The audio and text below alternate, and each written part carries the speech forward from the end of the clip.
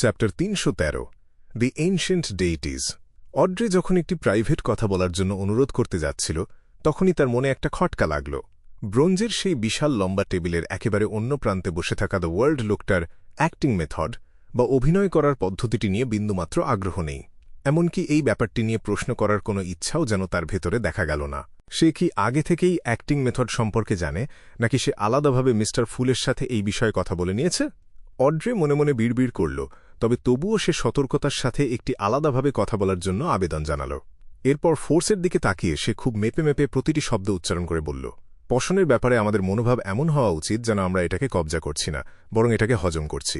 হজম করার প্রধান উপায় হল অ্যাক্টিং করা, আর এই অভিনয়ের মূল চাবিকাঠি লুকিয়ে আছে ঠিক ওই পশনের নামের মধ্যেই। কেন? ফোর্স হঠাৎ করেই বলে ফেলল। খানিকক্ষণ চিন্তা করার পর সে আরও একটি প্রশ্ন যোগ করল, কিন্তু একজন মানুষ আসলে কিভাবে অ্যাক্টিং করবে? অড্রে তখন মিস্টার ফুলের সেই ভঙ্গি এবং আগে দেয়া উদাহরণগুলোর কথা মনে করার চেষ্টা করল। সে সেই কেল্লা, রক্ষী বাহিনী, আমন্ত্রণপত্র এবং ছদ্মবেশের বর্ণনাগুলো আবারও মনে করিয়ে দিল। সবশেষে সে বলল, সহজ কথায় বলতে গেলে এই অভিনয়ের মূল লক্ষ্য হল নিজের শরীর, মন এবং আত্মার মধ্যে একটা সামঞ্জস্য তৈরি করা। পশনের ভেতরে যে অবশিষ্টাংশ মিশে থাকে, সেটার একগুঁয়ে প্রতিরোধকে পাশ কাটিয়ে সেটাকে নিজের সাথে মিশিয়ে হজম করে ফেলাই হল আসল কাজ। একজন লেখক হিসেবে ফোর্সের কল্পনাশক্তি খুব প্রখর ছিল। অড্রে হল যখন তার বর্ণনা শেষ করল, ফোর্স ততক্ষণে নিজের মনের মধ্যে পুরো দৃশ্যপট সাজিয়ে ফেলেছে। অড্রে আসলে তাকে কি বোঝাতে চাইছে সেটা সে মোটামুটি পরিষ্কারভাবেই বুঝতে পারল। ব্যাপারটা কি? তাহলে এই রকম, পশনের ভেতরে যে অবশিষ্ট চেতনার প্রভাব থাকে সেটা দূর করার আর নিয়ন্ত্রণ হারানোর ঝুঁকি কমানোর উপায় তাহলে এটাই। আমি যতই এটা নিয়ে ভাবছি, ততই মনে হচ্ছে যে এটাই হয়তো সম্ভব। তার মনের ভেতর জমে থাকা বিভ্রান্তিগুলো আস্তে আস্তে কেটে যেতে লাগল। একই সাথে এক ধরনের অবাক করা অনুভূতি তার হৃদয়ে জায়গা করে নিল। সবশেষে সে নিশ্চিত হওয়ার জন্য জিজ্ঞাসা করল, এটা কি মিস্টার ফুল শিখিয়েছেন? হ্যাঁ, মিস্টার ফুল যদি না থাকতেন তাহলে আমরা হয়তো এতদিনের নিয়ন্ত্রণ হারিয়ে ফেলতাম। আমাদের টিকে থাকাই হল এই অ্যাক্টিং মেথডের কার্যকারিতার প্রমাণ। অড্রে একদম নিজের মনের গভীর থেকে মিস্টার ফুলের প্রশংসা করে বলল। উফ! ফোর্স একটা লম্বা শ্বাস ছাড়ল। হঠাৎ করেই যেন তার সামনের দিনগুলো অনেক বেশি আশার আলোয় উজ্জ্বল হয়ে উঠল। গল্পের বইয়ে যেমন বড় বড় সব সুযোগ পাওয়ার কথা লেখা থাকে, এটা কি ঠিক সেরকম কিছু? সবকিছু কত ভালো মনে হচ্ছে, তবে আমাকে অবশ্যই সাবধান থাকতে হবে। মিস্টার ফুল হয়তো অনেক বড় কোনো গোপন উদ্দেশ্য নিয়ে থাকা কোনো ক্ষতিকর দেবতাও হতে পারেন। ফোর্স নিজেকে মনে মনে সতর্ক করে দিল। এর পরপরই সে আরও বেশি গুরুত্বপূর্ণ একটা বিষয় নিয়ে ভাবতে শুরু করল। একজন অ্যাপ্রেন্টিস বা শিক্ষানবিশ হিসেবে সে কিভাবে অভিনয় করবে? শুধু এই শব্দটা থেকেই বোঝা যায় যে অ্যাপ্রেন্টিস মানে হল এমন একজন মানুষ যার দক্ষতা কোনো বিষয়েই এখনও পুরোপুরি পরিপক্ক হয়নি। তার মানে কি তাকে এখনও অন্যদের কথা মেনে চলতে হবে এবং মন দিয়ে পড়াশোনায় মনোযোগ দিতে হবে? নিজের শক্তি নিয়ে খুব বেশি অহংকার বা মাতামাতি করা হয়তো তার ঠিক হবে না। তাকে হয়তো বুঝতে হবে যে তার নিজের শক্তি কতটা নগণ্য। ফোর্স খুব দ্রুত চিন্তার জগতে হারিয়ে গেল। সে খেয়ালই করল না যে তাদের আলাদাভাবে কথা বলার সেই বিশেষ পরিবেশটা ততক্ষণে শেষ হয়ে গেছে। ঠিক সেই মুহূর্তে দ্য সান অর্থাৎ ডেরিক সবার দিকে একবার নিঃশব্দে তাকাল। সে নিজের দাঁতে দাঁত চেপে বলল, আপনারা যে 7 জন দেবতার কথা বলছেন, আমি তাদের সম্পর্কে জানতে চাই। তাদের সাধারণ অবস্থাটা আসলে কেমন? নিজের মনের ভেতর অনেকদিন ধরে ঘুরপাক খাওয়া এই প্রশ্নটা সে আর চেপে রাখতে পারল না। এটা তো আমি জানি। অড্রে প্রথমে একটু ঘাবড়ে গেলেও দ্রুত সামলে নিল। ডেরিক আসলে কি জানতে চাইছে সেটা সে বুঝে ফেলল এবং নিজের ডান হাতটি সামান্য উপরে তুলল। একই সাথে দ্য হ্যান্ডম্যান এবং দ্য ওয়ার্ল্ড ও ইশারা করল যে তারা এই প্রশ্নের উত্তর দিতে পারবে। ওরা কি করছে? ফোর্স একটু বোকার মতো তাকিয়ে রইল। সে মনে করার চেষ্টা করল যে মাত্র কয়েক মুহূর্ত আগে কি ঘটেছিল। খানিকক্ষণ পর ডেরিকের করা প্রশ্নটা তার মনে পড়ল। সে তখন ডেরিকের কথাগুলোর পেছনের আসল মানে নিয়ে চিন্তা করতে শুরু করল। এটা কি হতে পারে? সে আসলে ওই 7 জন দেবতার কথা জানে না। সে কোত্থেকে এসেছে? ফোর্স মিস্টার সানের দিকে তাকাল, যে কিনা এখনও বয়সে এক কিশোর মাত্র। নর্দার্ন কন্টিনেন্টের যে কোনো বিবেকবান মানুষ তো বটেই, এমনকি অবুঝ শিশুরাও এই 7 জন দেবতার নাম জানে। এমনকি রাস্তায় ঘুরে বেড়ানো হতদরিদ্র মানুষ কিংবা ভবঘুরেরা পর্যন্ত এর ব্যতিক্রম নয়।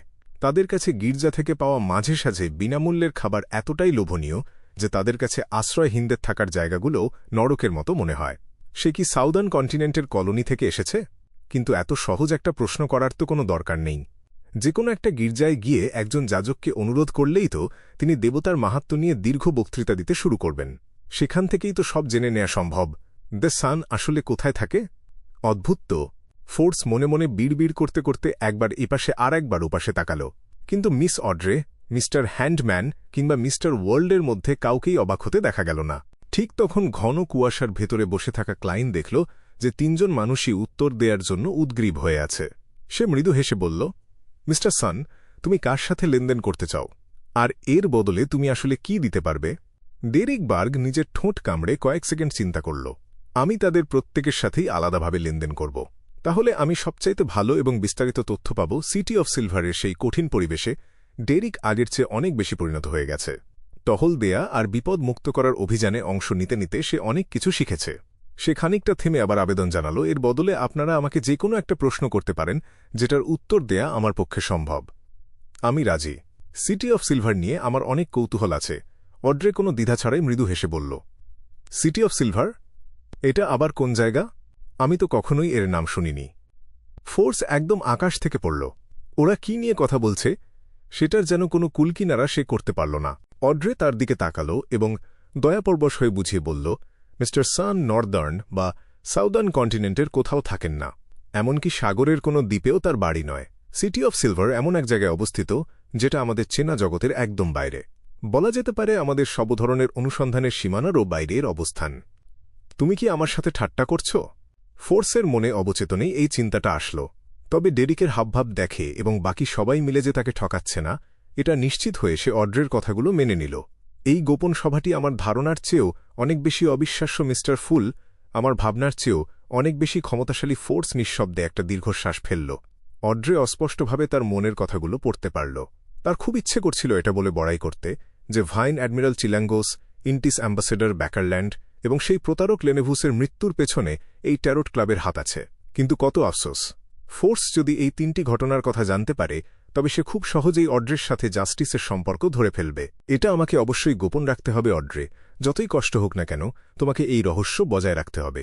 অড্রে হঠাৎ করেই একটা লম্বা গভীর শ্বাস নিল। যেহেতু সে সিটি অফ সিলভার সম্পর্কে খুব বেশি কিছু জানে না, তাই সে কি প্রশ্ন করবে সেটা বুঝতে পারছিল না। ফোর্সের পরের লেনদেনগুলোতে আর অংশ নিল না এবং দূর থেকে দর্শক হিসেবে সবকিছু দেখতে লাগল। অন্যদিকে দ্য হ্যান্ডম্যান এবং দ্য ওয়ার্ল্ড একের পর এক ডেরিকের প্রস্তাবে রাজি হয়ে গেল। সবচেয়ে বেশি খুশি হল ক্লাইন, কারণ এর মানে হল সে একই সাথে 3 গুণ বেশি তথ্য বা সুযোগ পেয়ে যাচ্ছে। আলাদাভাবে কথা বলার সময় দ্য ফুল হিসেবে সে সব কথাই শুনতে পাবে। ক্লাইন অবশ্যই নিজেকে বাকিদের থেকে আলাদা করে রাখার কোনো পরিকল্পনা করেনি। সান, তুমি আসলেই খুব সহজ সরল। সে নিজের মনে মনে হেসে উঠল। যেহেতু 7 জন দেবতার ব্যাপারে অনেক তথ্য আছে, তাই অড্রে, দ্য হ্যান্ডম্যান এবং দ্য ওয়ার্ল্ড কেবল সেই তথ্যগুলোই লিখল যেগুলো তাদের কাছে খুব গুরুত্বপূর্ণ বলে মনে হয়েছে। খানিকক্ষণ পর তারা প্রত্যেকেই ডেরিকের কাছে সেই বর্ণনাগুলো পাঠিয়ে দিল। ডেরিক খুব দ্রুত সেই তথ্যগুলো পড়তে লাগল এবং কয়েকটা লাইনের ওপর গিয়ে তার চোখ আটকে গেল। সবকিছু সৃষ্টিকারী সেই পরমেশ্বরের পাশাপাশি সবচাইতে পুরাতন দেবতারা হলেন eternal blazing sun, lord of storms এবং god of knowledge and wisdom. ওই গির্জাগুলোই ছিল পৃথিবীর সবচাইতে প্রাচীন গির্জা।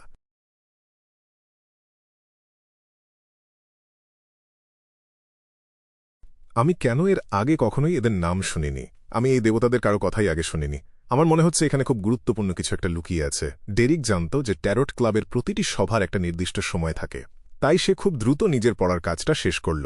সে ঠিক করল যে সে ফিরে গিয়ে মিস্টার ফুলের কাছে প্রার্থনা করবে যাতে তার হারিয়ে যাওয়া স্মৃতিগুলো ফিরে আসে। এরপর প্রথম প্রশ্নটি করল অড্রে। ধারাবাহিক খুনের সেই ঘটনার পর থেকে সে ডেভিল সিকোয়েন্স নিয়ে খুব কৌতূহলী হয়ে উঠেছিল, তাই সে দ্য ওয়ার্ল্ডের ভঙ্গি নকল করে খুব জুতোসই কিছু প্রশ্ন করল। ডেরিক বেশ গুছিয়ে উত্তর দিল এবং সাথে আরও কিছু তথ্য যোগ করল। সে বলল, সিকোয়েন্স 7-এর ক্ষেত্রে আবিস পাথরের একজন ব্যান্ডার খুব কার্যকরভাবে গণকবিদ্যা বা প্রেতাত্মার সাথে কথা বলার পথে বাধা সৃষ্টি করতে পারে। ডেভিলের ক্ষমতাগুলো আসলেই খুব ভয়ানক। আমি জানি না আমার সিকোয়েন্স 7-এর সাইকিয়াট্রিস্ট হিসেবে কোনো বড় ধরনের পরিবর্তন আসবে কি না, নাকি আমাকে সিকোয়েন্স 6 হওয়া পর্যন্ত অপেক্ষা করতে হবে। ডেরিকের কথাগুলো শুনে অড্রে একটু চিন্তিত হয়ে পড়ল। দ্বিতীয় প্রশ্নটি আসল দ্য হ্যান্ডম্যানের কাছ থেকে। মনে হল সে এই প্রশ্নটি নিয়ে অনেকদিন ধরে চিন্তা করছে। সে ডেরিকের দিকে তাকিয়ে গম্ভীর গলায় বলল, আমি সিটি অফ সিলভারের সৃষ্টিতত্ত্বের সেই প্রাচীন কাহিনীটি জানতে চাই। ডেরিক একটু স্বস্তি পেল এবং বলল, সর্বশক্তিমান এবং সর্বজ্ঞাতা ঈশ্বর সবকিছু সৃষ্টি করেছেন এবং এরপর গভীর ঘুমে মগ্ন হয়েছেন। এরপর giant king Aurmir, dragon of imagination Ankewelt, elf king Soniathrym, vampire ancestor Lilith, devil monarch Farbauti, phoenix ancestor Gregrace, mutant king Kvastir এবং king of demonic wolves Flegrea, তারা সবাই মিলে সেই অবশিষ্ট ক্ষমতাগুলো নিজেদের মধ্যে ভাগ করে নিলেন। তারা আকাশ, ভূমি এবং সমুদ্রের অধিপতি হয়ে উঠলেন। তারা বাস্তব জগৎ, আত্মিক জগৎ এবং মহাজাগতিক জগৎ শাসন করতে শুরু করলেন। তারা বিভিন্ন প্রজাতির ওপর রাজত্ব করা ঈশ্বর হিসেবে পরিচিতি পেলেন। তারাই ছিলেন প্রাচীন জগতের দেবতা। ফ্লেগ্রিয়া? সবকিছু শুনতে থাকা ক্লাইন হঠাৎ করেই খুব পরিচিত একটা নাম শুনতে পেল। যখনই সে নিজের শক্তির উন্নতি ঘটায়, কিংবা যখন তার শারীরিক বা মানসিক অবস্থা অস্থিতিশীল থাকে, অথবা যখন সে অ্যান্টিগুনাস পরিবারের সেই ডায়েরির অবশিষ্টাংশের সংস্পর্শে আসে, তখন সে সবসময় অস্পষ্ট কিছু ফিসফিসানি শুনতে পায়। হর্নাসিস ফ্লেগ্রেয়া, হর্নাসিস ফ্লেগ্রেয়া, হর্নাসিস ফ্লেগ্রেয়া। ক্লাইন অনেকদিন থেকেই জানত যে হর্নাসিস বলতে আসলে সেই পাহাড়ের সারিকে বোঝায় যেখানে নেশন অব দি এভারনাইটের ধ্বংসাবশেষ আছে। কিন্তু সে কখনোই জানত না যে ফ্লেগ্রিয়া শব্দটার মানে আসলে কি। আর এখন প্রথমবারের মতো সে অন্য কারো মুখ থেকে এই নামটি শুনতে পেল। কিং অফ ডেমনিক উলভস হল একজন প্রাচীন দেবতা, কিন্তু তিনি কেন হর্নাসিস পাহাড়ের সাথে জড়িত থাকবেন? ক্লাইন নিজের শান্ত ভঙ্গি বজায় রেখে ডেরিকের কথাগুলো মন দিয়ে শুনতে লাগল।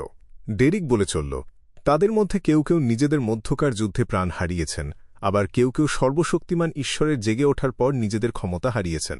প্রথম অংশটি হল আমাদের সৃষ্টির কাহিনী, আর দ্বিতীয় অংশটি হল সিটি অফ সিলভারের আসল ইতিহাস। অ্যালজার আরও অনেক কিছু জানতে চেয়েছিল, কিন্তু ডেরিক যেহেতু আর বেশি কিছু বলতে ইচ্ছুক নয়, তাই সে নিজের আগ্রহ দমিয়ে রেখে অন্য কিছু নিয়ে ভাবতে শুরু করল। কিং অফ ডেমনিক উলভস ফ্লেগ্রিয়া তাহলে কি ইতিহাসের দ্বিতীয় যুগে অর্থাৎ প্রলয়ের অনেক আগে সেই অন্ধকার যুগেই বিদায় নিয়েছে? ক্লাইন যখন এসব নিয়ে ভাবছিল, তখন সে দ্য ওয়ার্ল্ডের মাধ্যমে একটি প্রশ্ন জিজ্ঞাসা করল। আসলে সে জানতে চেয়েছিল যে কোন সিকোয়েন্সের মাধ্যমে একজন ব্যান্ডার নিজের শরীর আর আত্মার মধ্যে মিস শ্যারনের মতো অনায়াসেই যাতায়াত করতে পারে। যদি ডেরিকের উত্তর না জানত, তবে সে অন্য কিছু জিজ্ঞাসা করার কথা ভাবত। কিন্তু এখন তার কাছে আরও বেশি গুরুত্বপূর্ণ একটা বিষয় জানার আছে। তাই সে খুব কর্কশ গলায় বলল, কিং অফ ডেমনিক উলভস ফ্লেগ্রিয়া সম্পর্কে যা কিছু জানো সব বলো। ডেরিক বেশ অবাক হয়ে দ্য ওয়ার্ল্ডের দিকে তাকাল এবং কপালে ভাঁজ ফেলল। আমি এই প্রাচীন দেবতা সম্পর্কে খুব বেশি কিছু জানি না। তিনি অ্যানিহিলেশন ডেমনিক উলফ এবং এভারনাইট ডেমনিক উলফ নামেও পরিচিত ছিলেন। এভারনাইট ডেমনিক উলফ এভারনাইট। ক্লাইন নিজের চোখ দুটো একটু সরু করল।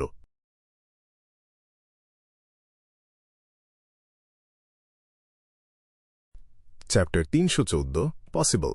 হর্নাচিস পর্বতশ্রেণীর চূড়ায় থাকা the nation of the Evernight বিশ্বাস করত the ruler of the Evernight, mother of the স্কাইয়ের উপর। এর সাথে এভারনাইট ডেমনিক উলফ ফ্লেগ্রিয়ার কি কোনো সম্পর্ক আছে? আমি যেই কাল্পনিক প্রলাপগুলো শুনি সেগুলো কি আসলে হর্নাচিস ফ্লেগ্রিয়া? প্রাচীন ঈশ্বর এভারনাইট ডেমনিক উলফ ফ্লেগ্রিয়া আর গডেসের মাঝে সম্পর্কটা আসলে কি? রোজেল গুস্তাভের কথা অনুযায়ী সিকোয়েন্স 0 হল একজন সত্যিকারের ঈশ্বরের সমান, আর প্রতিটি সিকোয়েন্সে কেবল একজনই সিকোয়েন্স 0 থাকতে পারে। গডেস কি তাহলে এভারনাইট ডেমনিক উলফ থেকে এই ক্ষমতাটা পেয়েছিল? সে সবচেয়ে প্রাচীন ঈশ্বরও ছিল না, আবার তার দাবি অনুযায়ী সৃষ্টিকর্তার চোখও ছিল না। হ্যাঁ, একটা পারিপার্শ্বিক সূত্র আছে যাকে ঠিক প্রমাণ বলা যায় না। The life school of thought চাঁদের উপাসনা করে সেই লাল চাঁদ যা সৃষ্টিকর্তার চোখ থেকে তৈরি হয়েছিল, কিন্তু তারা এভারনাইট গডেসকে বিশ্বাস করে না। ক্লাইন মোরেত্তি হঠাৎ করে বেশ কয়েকটা বিষয় মিলিয়ে নিল আর দ্য ওয়ার্ল্ডকে দিয়ে কথা বলাল। আর কি কিছুই নেই? না, কিং অফ ডেমনিক উলফস ফ্লেগ্রিয়ার ব্যাপারটা সিটি অফ সিলভারেও একটা রূপকথা হিসেবে ধরা হয়। ডেরিক বার্গের মনে হল যেন সে কোনো উত্তরই দিতে পারল না। লজ্জা পেয়ে সে প্রস্তাব দিল, মিস্টার ওয়ার্ল্ড, আপনি চাইলে অন্য কোনো প্রশ্ন করতে পারেন। প্রশ্ন বদলাবো? লিটল সান, তুমি বড্ড বেশি সৎ, তাহলে আর আনুষ্ঠানিকতার কোনো দরকার নেই। ক্লাইন মোরেত্তি দ্য ওয়ার্ল্ডকে দিয়ে কর্কশ গলায় বলাল, তোমার সততা আর বিশ্বাসযোগ্যতা আমাকে বেশ মুগ্ধ করেছে। আমি আগে একজন বিয়ন্ডারের সাথে দেখা করেছিলাম। সে খুব সহজেই শরীর আর আত্মার মাঝে রূপ বদলাতে পারত আর জম্বিদের নির্দেশও দিতে পারত।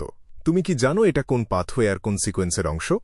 যদিও দ্য সানের পক্ষে ফরসেকেন ল্যান্ড অফ গড আর সিটি অফ সিলভার থেকে লোয়েন কিংডমের রাজধানী ব্যাকল্যান্ডের সাথে কোনো সম্পর্ক তৈরি করাটা অসম্ভব ছিল, তবুও ক্লাইন মোরেত্তি যথেষ্ট সাবধানতা বজায় রেখে মিস শ্যারনের ক্ষেত্রে সে বোঝাতে গিয়ে মেয়েদের বদলে ছেলেদের সর্বনাম ব্যবহার করল। আর একটা কথা, সে কোনো হাই সিকোয়েন্স বিয়ন্ডার নয়, দ্য ওয়ার্ল্ড ভারী গলায় যোগ করল। ডেরিক বার্গ তার শেখা জ্ঞানগুলো খুব মন দিয়ে মনে করার চেষ্টা করল, তারপর বলল, সে যদি কোনো হাই সিকোয়েন্স বিয়ন্ডার না হয়, তবে ফিনিক্স পাথওয়েটা আমরা বাদ দিতে পারি। Phoenix pathway? ক্লাইন মোরেত্তি ইচ্ছে করেই দ্য ওয়ার্ল্ডকে দিয়ে কিছুটা অবাক হওয়ার ভান করাল।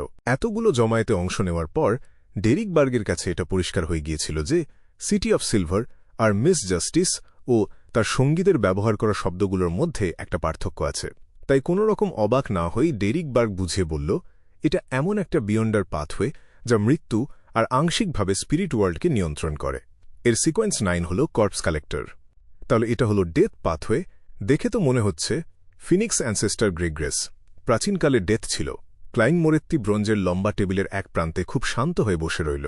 সেই দ্য ওয়ার্ল্ডকে দিয়ে সম্মতিসূচক মাথা নাড়াল। আমি বুঝতে পেরেছি, তুমি বলে যাও। ডেরিক বার্গ সাথে সাথেই উত্তর দিল, আমি কেবল দুটো সম্ভাবনার কথা ভাবতে পারছি। প্রথমটা হলো এক বিশেষ ধরনের ডেভিলস।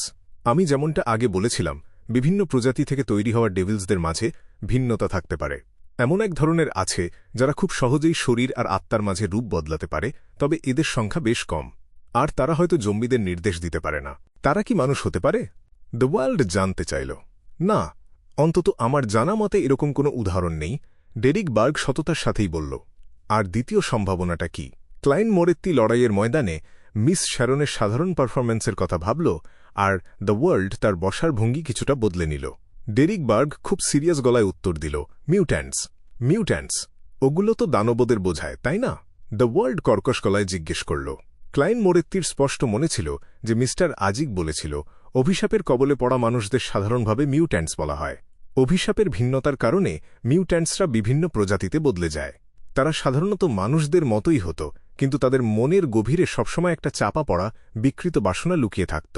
কোনো নির্দিষ্ট দৃশ্য বা জিনিসের সংস্পর্শে এলে তাদের সেই বাসনাগুলো জেগে উঠত আর তারা দানবে পরিণত হতো।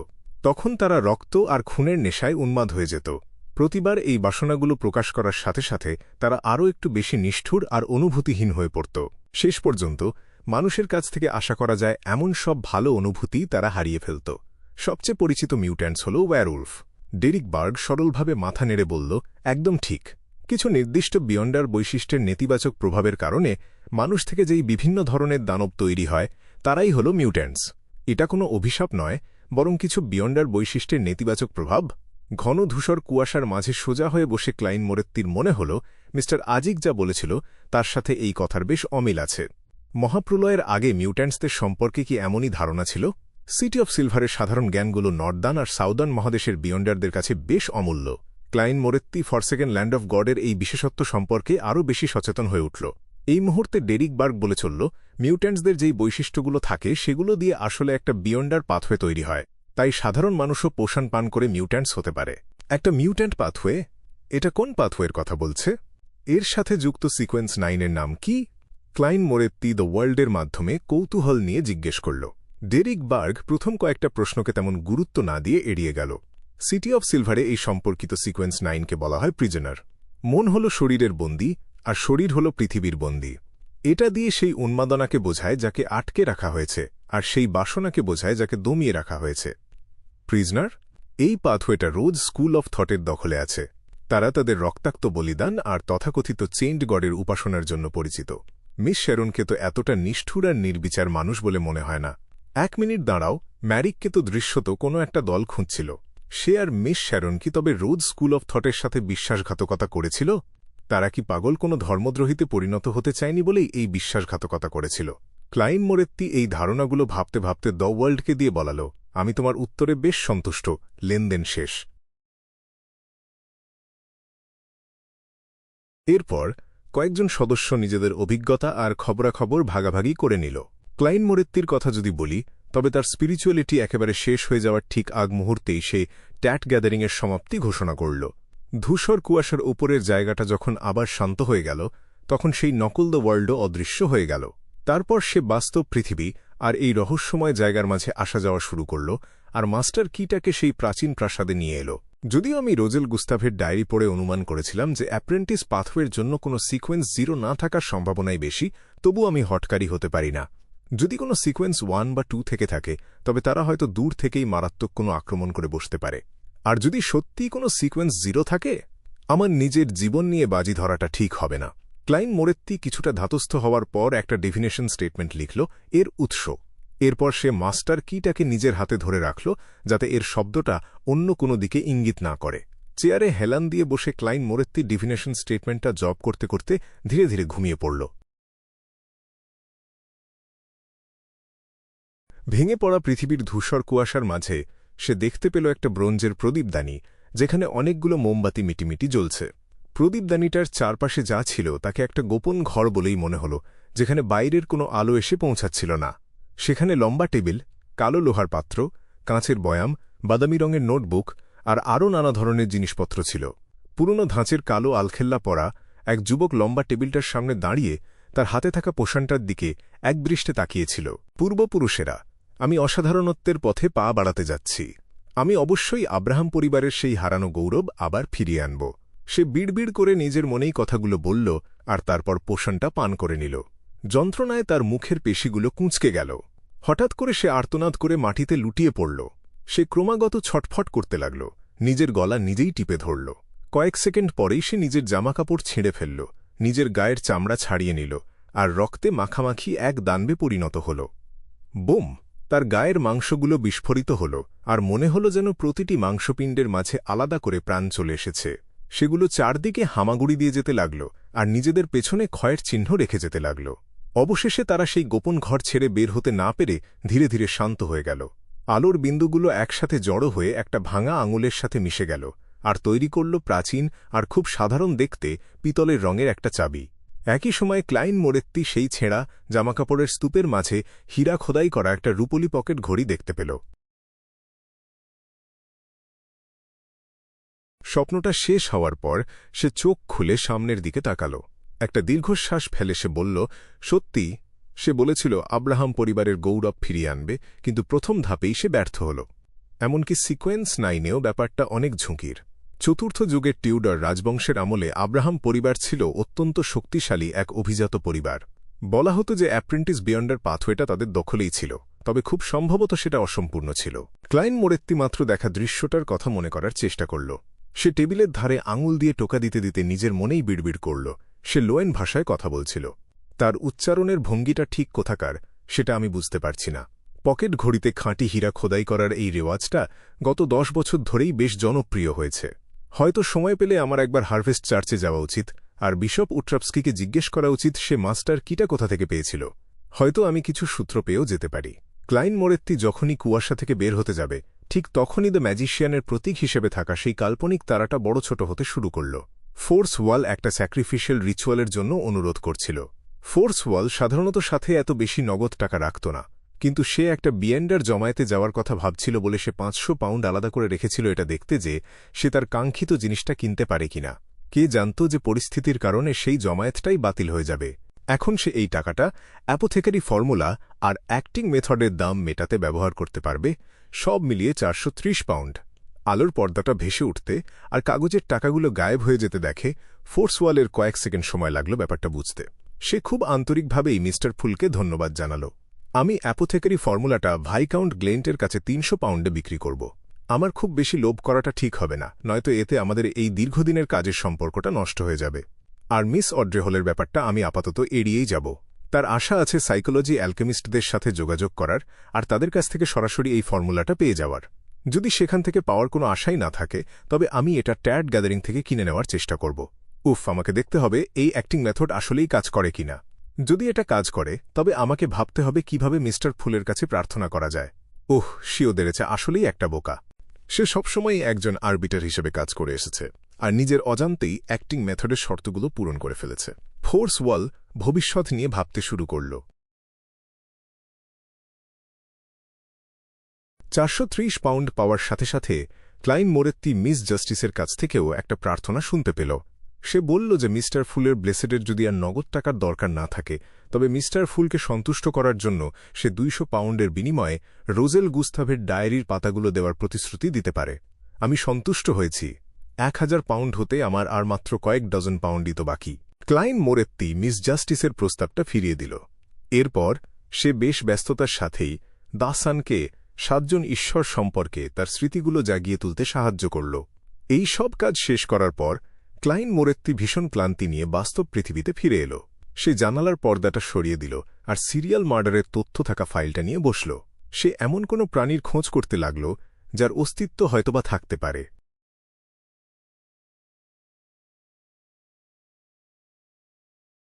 Chapter 315 return to harvest church, city of সিলভারের একটা ছোট ঘর। ডেরিক বার্গ নিজের বিছানার পাশে বসেছিল। সে শান্তভাবে মনে করার চেষ্টা করছিল সেই 7 জন দেবতার কথা যাদের সম্পর্কে সে জানতে পেরেছে। দেবতাদের এই নামগুলো সে আগে কখনোই শোনেনি। সেই অস্পষ্ট প্রাচীন মিথগুলো তাকে একটা কথাই বলছিল যে সিটি অফ সিলভারের বাইরে সম্পূর্ণ অন্যরকম এক জগৎ আছে। সেটা কি এমন কোনো জায়গা যেটাকে দেবতারা এখনও ত্যাগ করেনি, নাকি এমন কোনো দেশ যেটাকে নতুন কোনো দেবতারা রক্ষা করছে? অন্ধকারের মধ্যে ডেরিক একদম স্থির হয়ে বসে থাকল। জানালার বাইরে থেকে থেকে বজ্রপাত হচ্ছিল, আর তার তীব্র আলোয় ঘরটা মাঝে মধ্যে আলোকিত হয়ে উঠছিল। সে ধীরে ধীরে সেই 7 জন দেবতার ক্ষমতার কথা ভাবল। সে মনে মনে প্রাচীন দেবতাদের সাথে এদের তুলনা করতে লাগল, যেমন ইমাজিনেশন, ড্রাগন আঙ্কেওয়েল্ট, যুদ্ধের দেবতা বা গড অফ কম্ব্যাট অনেকটা জায়ান্ট কিং অরোমিরের মতো। লর্ড অফ স্টর্মসের ক্ষমতা এলফ কিং সোনিয়াথ্রিমের সাথে মিলে যায়। এভারনাইট গডেসকে দেখে মনে হয় তিনি অ্যানিহিলেশন ডেমোনিক উলফ ফ্লেগ্রিয়া এবং ভ্যাম্পায়ার অ্যানসেস্টর লিলিতো এর এক সংমিশ্রণ। কিন্তু শাশ্বত প্রজ্জ্বলিত সূর্য, ধরিত্রী মাতা, জ্ঞান ও প্রজ্ঞার দেবতা এবং god of steam and machineries এর সাথে মিল আছে এমন কাউকে ডেরিক খুঁজে পেল না। পৌরাণিক কাহিনীগুলো পড়ার সময় ডেরিক ক্লাসে খুব একটা মনোযোগ দেয়নি, তাই সে অনেক কিছুই জানত না। উফ, এখন যেহেতু আমার প্রহরীর ডিউটি নেই, তাই আমার মিনারের লাইব্রেরিতে গিয়ে একটু পড়াশোনা করা উচিত। ডেরিক উঠে দাঁড়াল এবং নিজের পরিকল্পনা মতো কাজ শুরু করল। সিটি অফ সিলভারের বেশিরভাগ বাসিন্দারই এই একই সমস্যা। তাদের যখন সাধারণ জ্ঞান শেখানো হতো, তখন তাদের পুরো মনোযোগ থাকত একদম দরকারি বিষয়গুলোর ওপর, যেমন ডেভিলস নিয়ে পড়াশোনা, দানবদের শ্রেণীবিভাগ, কবজ বা চার্ম এবং বিয়ন্ডারদের প্রাথমিক ধারণা, অন্ধকারে দানবদের সাথে কিভাবে লড়াই করতে হয় এবং ভোজ্য গাছের ফলন কিভাবে বাড়ানো যায়, এটাই ছিল তাদের শিক্ষার মূল লক্ষ্য। মিথ বা পৌরাণিক কাহিনীর মতো বাড়তি ক্লাসগুলোতে তারা কেউই খুব একটা মন দিত না। সিটি অফ সিলভারের ইতিহাস যদি এই বাসিন্দাদের ঐক্যবদ্ধ না রাখত কিংবা তাদের মনে সম্মানবোধ না জাগাত, তবে হয়তো ডেরিক গত 20 বা 30 বছরের ইতিহাসও মনে রাখতে পারত না। 6 মেম্বার কাউন্সিল এই ইতিহাসের ব্যাপারে খুব কড়া ছিল। কুঠারটা কাঁধে নিয়ে ডেরিক নিজের বাড়ি থেকে বের হল। পুরানো আর জীর্ণ পাথুরের রাস্তা দিয়ে হাঁটতে হাঁটতে সে শহরের উত্তর দিকে জোড়া মিনারের কাছে পৌঁছাল। এই জোড়া মিনারের একটি মিনার সিটি অফ সিলভারের লাইব্রেরি হিসেবে ব্যবহার করা হতো। সেখানে মানুষ তাদের কাজের বিনিময় পাওয়া পয়েন্ট দিয়ে নিত্য প্রয়োজনীয় জিনিসপত্র নিতে পারত। মিনারের ওপরের অংশে 6 মেম্বার কাউন্সিল থাকত। শোনা যেত যে সেখানে এমন এক রহস্যময় বস্তু আছে যা সিটি অফ সিলভারকে 2000 বছরেরও বেশি সময় ধরে টিকিয়ে রেখেছে। সেখানেই বিয়ন্ডারদের জন্য প্রয়োজনীয় ফর্মুলা আর উপাদানগুলো জমা রাখা হতো। মিনারের ভেতরে ঢুকে ডেরিক সরাসরি 3 তলায় চলে গেল। স্মৃতি হাতড়ে সে পৌরাণিক কাহিনী আর প্রাচীন বইগুলো যেখানে রাখা হয় সেই তাকটা খুঁজে বের করল। সে যখন সৃষ্টিতত্ত্ব নিয়ে একটা প্রাচীন বই বের করতে যাবে, ঠিক তখনই একটা ফর্সা আর সুন্দর হাত দ্রুত এগিয়ে এসে বইটা নিয়ে নিল। ডেরিক সেই হাতের মালিকের দিকে তাকাল। এক পলক দেখেই সে মাথা নিচু করে বুকের ওপর হাত রেখে নিচু স্বরে বলল, শুভকামনা, এল্ডার লোভিয়া। বইটি যিনি নিলেন তিনি 6 মেম্বার কাউন্সিলের অন্যতম সদস্য শেফার্ড লোভিয়া। তিনি একটা লম্বা কালো আলখাল্লা পরেছিলেন, যার ওপর বেগুনি রঙের রহস্যময় নকশা করা। তার রূপালী ধূসর চুলগুলো বেশ ঘন ছিল, কিন্তু সেগুলো সামান্য কোঁকড়ানো। তার মুখটা ছিল মসৃণ আর উজ্জ্বল, দেখতে বেশ সুন্দরী। দেখে মনে হচ্ছিল তার বয়স 30-এর কোঠার শুরুর দিকে। তার হালকা ধূসর চোখের দিকে তাকালে মনে হয় তিনি মানুষের আত্মা পর্যন্ত দেখতে পাচ্ছেন। লোভিয়া খুব সংক্ষেপে ডেরিকের অভিবাদনের জবাব দিলেন এবং কোনো কথা না বলে মাথা নেড়ে সায় দিলেন। তিনি নিঃশব্দে সেই প্রাচীন বইটা নিয়ে বুকশেলফের মাঝখান থেকে চলে গেলেন। এল্ডার লোভিয়াকে দেখে মনে হচ্ছে তিনি আগের মতো স্বাভাবিক হয়ে গেছেন। আগের মতো তিনি হুটহাট মেজাজ পাল্টাচ্ছেন না, কখনো কাঁদছেন না, কখনো বিদ্রুপের হাসি হাসছেন না বা অকারণে রেগে যাচ্ছেন না। ডেরিকের মনে হঠাৎ এই চিন্তাটা ভেসে আসল। হঠাৎ করেই ডেরিকের মনে এক অদ্ভুত ভয় কাজ করতে লাগল, কারণ এল্ডার লোভিয়া এখন একদম স্বাভাবিক আচরণ করছেন। স্বাভাবিক। পুরো রিপোর্টটা পড়ার পর ক্লাইন দেখল সেখানে কোনো পশুপাখির কথা উল্লেখ নেই। এটা স্পষ্ট যে আগের তদন্তের সময় এই বিষয়টি এড়িয়ে যাওয়া হয়েছিল। হ্যাঁ, আমাকে আমার আগের ভাবনাগুলো মনে রাখতে হবে। আমি হুট করে নিজেই তদন্তে নেমে পড়তে পারি না। একটা ডেভিলের ইনটুইশন বা বিপদ বোঝার ক্ষমতা এড়িয়ে যাওয়ার মতো আত্মবিশ্বাস বা বিশেষ কোনো ক্ষমতা আমার নেই। তার ওপর নাইট হক্সদের সাথে দেখা হয়ে যাওয়ার সম্ভাবনা তো আছেই। আমার লক্ষ্য সবসময় থাকবে অন্যদের সাহায্য করা, মামলাটি বিশ্লেষণ করা, নতুন কোনো দিক খুঁজে বের করা এবং কোনো ক্লু আসল কি না তা নিশ্চিত করা। ক্লাইন ভাবল তাকে এখন কি করতে হবে। ডেভিলের ক্ষমতাগুলো জানার পর সে আপাতত স্টুয়ার্টকে কোনো পশুর খোঁজ করতে পাঠাতে সাহস পেল না। এতে স্টুয়ার্টের বড় কোনো বিপদ হতে পারে। তদন্ত এখনও একদম প্রাথমিক পর্যায়ে আছে, কোনো নির্দিষ্ট দিক খুঁজে পাওয়া যায়নি। আশা করা যায় স্টুয়ার্টের কোনো সমস্যা হবে না। একটা ডেভিল অরোরা অর্ডারের উন্মাদদের মতো নয়। সে অকারণে নিজেকে প্রকাশ করবে না। কাল বা পরশু স্টুয়ার্ট নিশ্চয়ই একটা রিপোর্ট জমা দেবে।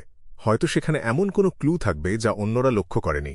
ক্লাইন উঠে দাঁড়াল এবং পকেটে হাত দিয়ে ঘরের মধ্যে পায়চারি করতে লাগল। এখন তার সামনে প্রধান সমস্যা হল তদন্তকারীদের নজরে পশু পাখির বিষয়টা কিভাবে আনা যায়। আমি সরাসরি পশুর কথা বলতে পারব না, কারণ এতে সবাই আমাকে সন্দেহ করবে। অন্ধকারে থেকে তাদের ইশারা করলেও কাজ হবে না। ক্লাইন অনেকক্ষণ ধরে ভাবল এবং শেষ পর্যন্ত একটা পরিকল্পনা ঠিক করল। সে একটা চিঠির কাগজ আর ফাউন্টেন পেন নিয়ে লিখতে শুরু করল।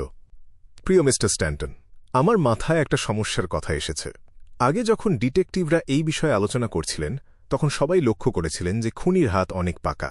কেউ জন্মগতভাবে এমন দক্ষ হতে পারে না। এই দক্ষতা অর্জনের জন্য তাকে অনেক অনুশীলন করতে হয়েছে। এমন কেউ হয়তো কোনো মেডিকেল স্টুডেন্ট কিংবা কোনো কসাই হতে পারে। তখন আমি ভেবেছিলাম সে হয়তো আগেও এই ধরনের কাজ করেছে। আমিও এখন সেই দিকেই নজর দিচ্ছি, কিন্তু গত 2 দিন ধরে বারবার ভাবার পর আমার মনে হচ্ছে এই ধারণাটা পুরোপুরি ঠিক নয়। হয়তো সে মানুষ মেরে নিজের হাত পাকায়নি। এমন কি হতে পারে যে সে নিরীহ পশুপাখিদের ওপর নিজের দক্ষতা ঝালিয়ে নিয়েছে? ব্যাকল্যান্ডে প্রতিদিন কত শত প্রাণী মারা যায় তার কোনো হিসাব নেই, আর ম্যানহোলের নিচে কত প্রাণী হারিয়ে যায় তাও কেউ জানে না। তাই অনুশীলনের জন্য এগুলো খুব ভালো লক্ষ্য হতে পারে। এটা আমার একদম প্রাথমিক একটা মতামত। আশা করি আপনি আপনার মতামত জানাবেন। শার্লক মরিয়ার্টি, খুনি আসলে কোনো পশু হতে পারে যে ডেভিলে পরিণত হয়েছে। ক্লাইন এই কথাটি সরাসরি লিখল না। সে অনুশীলনের কারণটি ব্যবহার করল যাতে আইসেনগার্ড স্ট্যান্টন এই অবহেলিত প্রাণীজগতের দিকে নজর দেন, আর এইভাবে অফিসিয়াল বিয়ন্ডাররাও হয়তো সাবধান হয়ে যাবেন। চিঠিটা লেখার সময় হঠাৎ ক্লাইনের মনে হল এটাও তো একটা দিক হতে পারে। ডেভিলটাকে এতদিন ধরে ধরা যাচ্ছে না, কারণ সে বেশিরভাগ সময় পশুপাখি শিকার করে ফিরছিল, আর পশুপাখি শিকার করাটা কারো কাছেই তেমন কোনো গুরুত্বপূর্ণ ব্যাপার ছিল না। যাই হোক, আশা করি তারা কিছু একটা বুঝতে পারবে। ক্লাইন চিঠিটা ভাঁজ করল এবং জামা পরে রাস্তার ধারের পোস্ট বক্সের দিকে রওনা হল। 15 মিনিট পর লয়ার ইউর্গেন যখন দেখলেন ডিটেকটিভ শার্লক বারবার তার জানালার সামনে দিয়ে যাতায়াত করছেন, তখন তিনি আর নিজেকে সামলাতে পারলেন না। তিনি দরজা খুলে ভদ্রভাবে জিজ্ঞেস করলেন, মিস্টার মরিয়ার্টি, আপনি কি আপনার চাবি হারিয়ে ফেলেছেন? অনেকটা সেরকমই। ক্লাইন একটু হাসার চেষ্টা করল। আপনি বরং অতিথি হিসেবে আমার বাড়িতে আসুন না কেন? ডিনার করার পর অন্ধকার হলে বাড়ি ফিরে যাবেন। আমি জানি প্রাইভেট ডিটেকটিভরা দেওয়াল বাইতে খুব ওস্তাদ। ইউর্গেন খুব গম্ভীর মুখে তাকে আমন্ত্রণ জানালেন। সিরিয়াসলি? ক্লাইন এক মুহূর্তের জন্য অবাক হল, তারপর প্রাণখোলা হাসি দিল। এটা আমার জন্য সম্মানের ব্যাপার। সবশেষে লয়ার ইউর্গেনের দাদিমা তো একজন চমৎকার রাঁধুনি, আর সেখানে গিয়ে সে বিড়াল ব্রোডির সাথেও একটু খেলা করতে পারবে।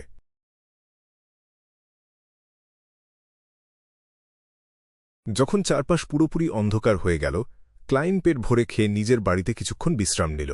তারপর লাঠিটা নিয়ে সে মিন্স্ক স্ট্রিট থেকে বের হল। সে নদীর দক্ষিণ দিকে রোড স্ট্রিটে যাওয়ার পরিকল্পনা করল। বিশপ উট্রাভস্কিকে সে মাস্টার কি বা রহস্যময় চাবিটির উৎস সম্পর্কে জিজ্ঞেস করতে চেয়েছিল। ডাউসিং রড সিকিংয়ের সাহায্যে সে মাঝরাতে হারভেস্ট চার্চে পৌঁছে গেল এবং আগের পথ দিয়েই ভেতরে ঢুকে পড়ল। কিন্তু আজ রাতে বিশপ উট্রাভস্কি চার্চের হলে অনুশোচনা বা প্রার্থনা করছিলেন না। পুরো নীরবতায় ঘেরা চার্চের বেঞ্চগুলো ছাড়া সেখানে আর কিছুই ছিল না। সে কি বিশ্রাম নিচ্ছে?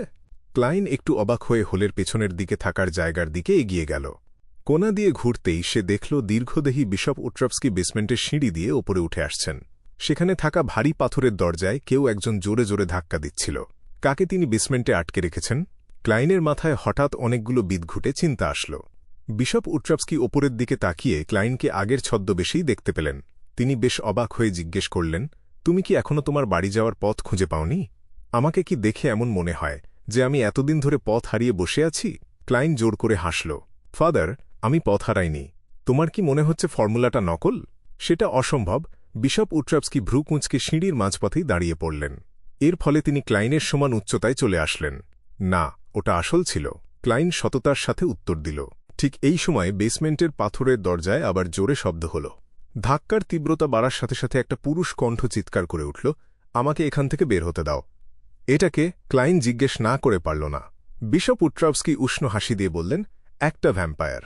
তার কথা শেষ হতে না হতেই বেসমেন্টের ভেতর থেকে লোকটা চিৎকার করে উঠল, ভ্যাম্পায়ার হলে দোষের কি? তোমার কি মনে হয় ভ্যাম্পায়ারদের এখানেই আটকে রাখা উচিত? আমাকে কি প্রতিদিন তোমার এই বকবকানি আর ধর্মীয় বাণী শুনতে হবে? ছাইপাস সব। আমি একজন মহান সাঙ্গুইন। আমাকে ডাকার সময় ওই নিচুমানের নামটা ব্যবহার করবে না। তোমাকে বলে দিই, আমি চাঁদকে পূজা করি। আমি কখনোই ধরিত্রী মাতার ভক্ত হব না। হাল ছেড়ে দাও, ওহে অভিশপ্ত যাজক। ক্লাইন এই প্রথম কোনো সত্যিকারের ভ্যাম্পায়ার দেখছিল, তাই সে অবাক হয়ে জিজ্ঞেস করল, ফাদার, আপনি একে কোথায় পেলেন? বিশপ উট্রাভস্কি ক্লাইনের দিকে এক অদ্ভুত দৃষ্টিতে তাকিয়ে বললেন, ওই চাবিটার আসল মালিক হল এই লোক। একদিন সে পথ হারিয়ে এই চার্চের ভেতরে ঢুকে পড়েছিল। ক্লাইন খুব গুরুত্ব দিয়ে ভাবতে শুরু করল যে ভবিষ্যতে এই চাবিটা সাথে রাখা ঠিক হবে কিনা। ভালোই হয়েছে যে আমি অন্তত ভাগ্য গণনা করতে পারি, সে মনে মনে কৃতজ্ঞতা প্রকাশ করল।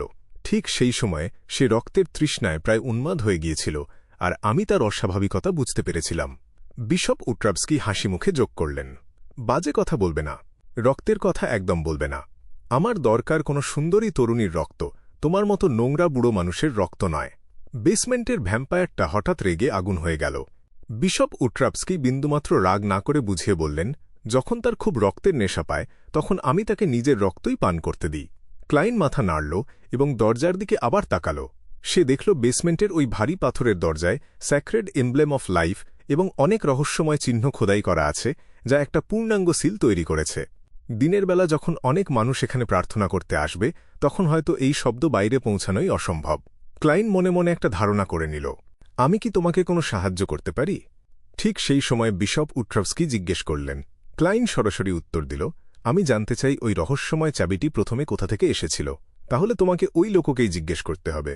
বিশপ উট্রাভস্কি বেসমেন্টের দিকে আঙুল তুললেন। ভেতরের ভ্যাম্পায়ারটা হঠাৎ শান্ত হয়ে গেল, তারপর ধীরে ধীরে হেসে বলল, বন্ধু, আমি তোমার প্রশ্নের উত্তর দিতে পারি, কিন্তু শর্ত একটাই, তোমাকে প্রথমে আমাকে এখান থেকে উদ্ধার করতে হবে।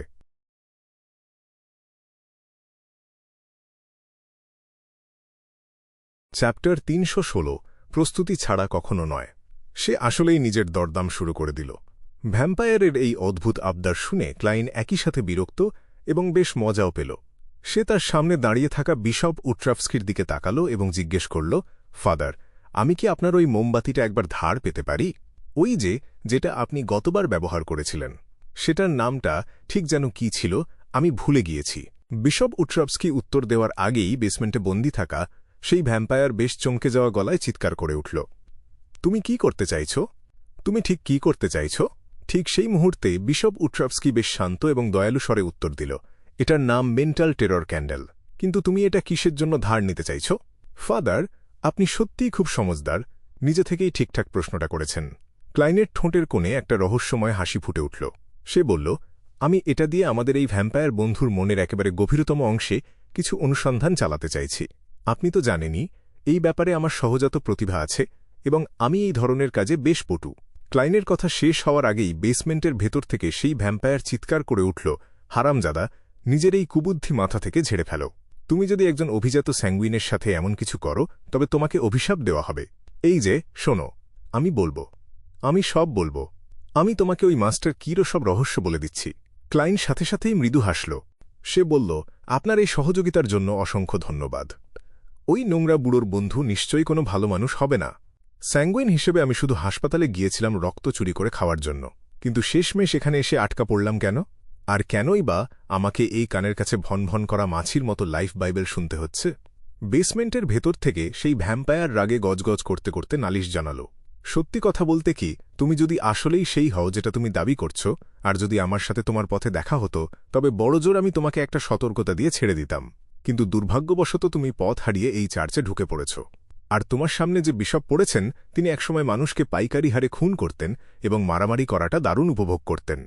যদিও এখন তিনি অনেক বেশি ধার্মিক এবং অনুতপ্ত।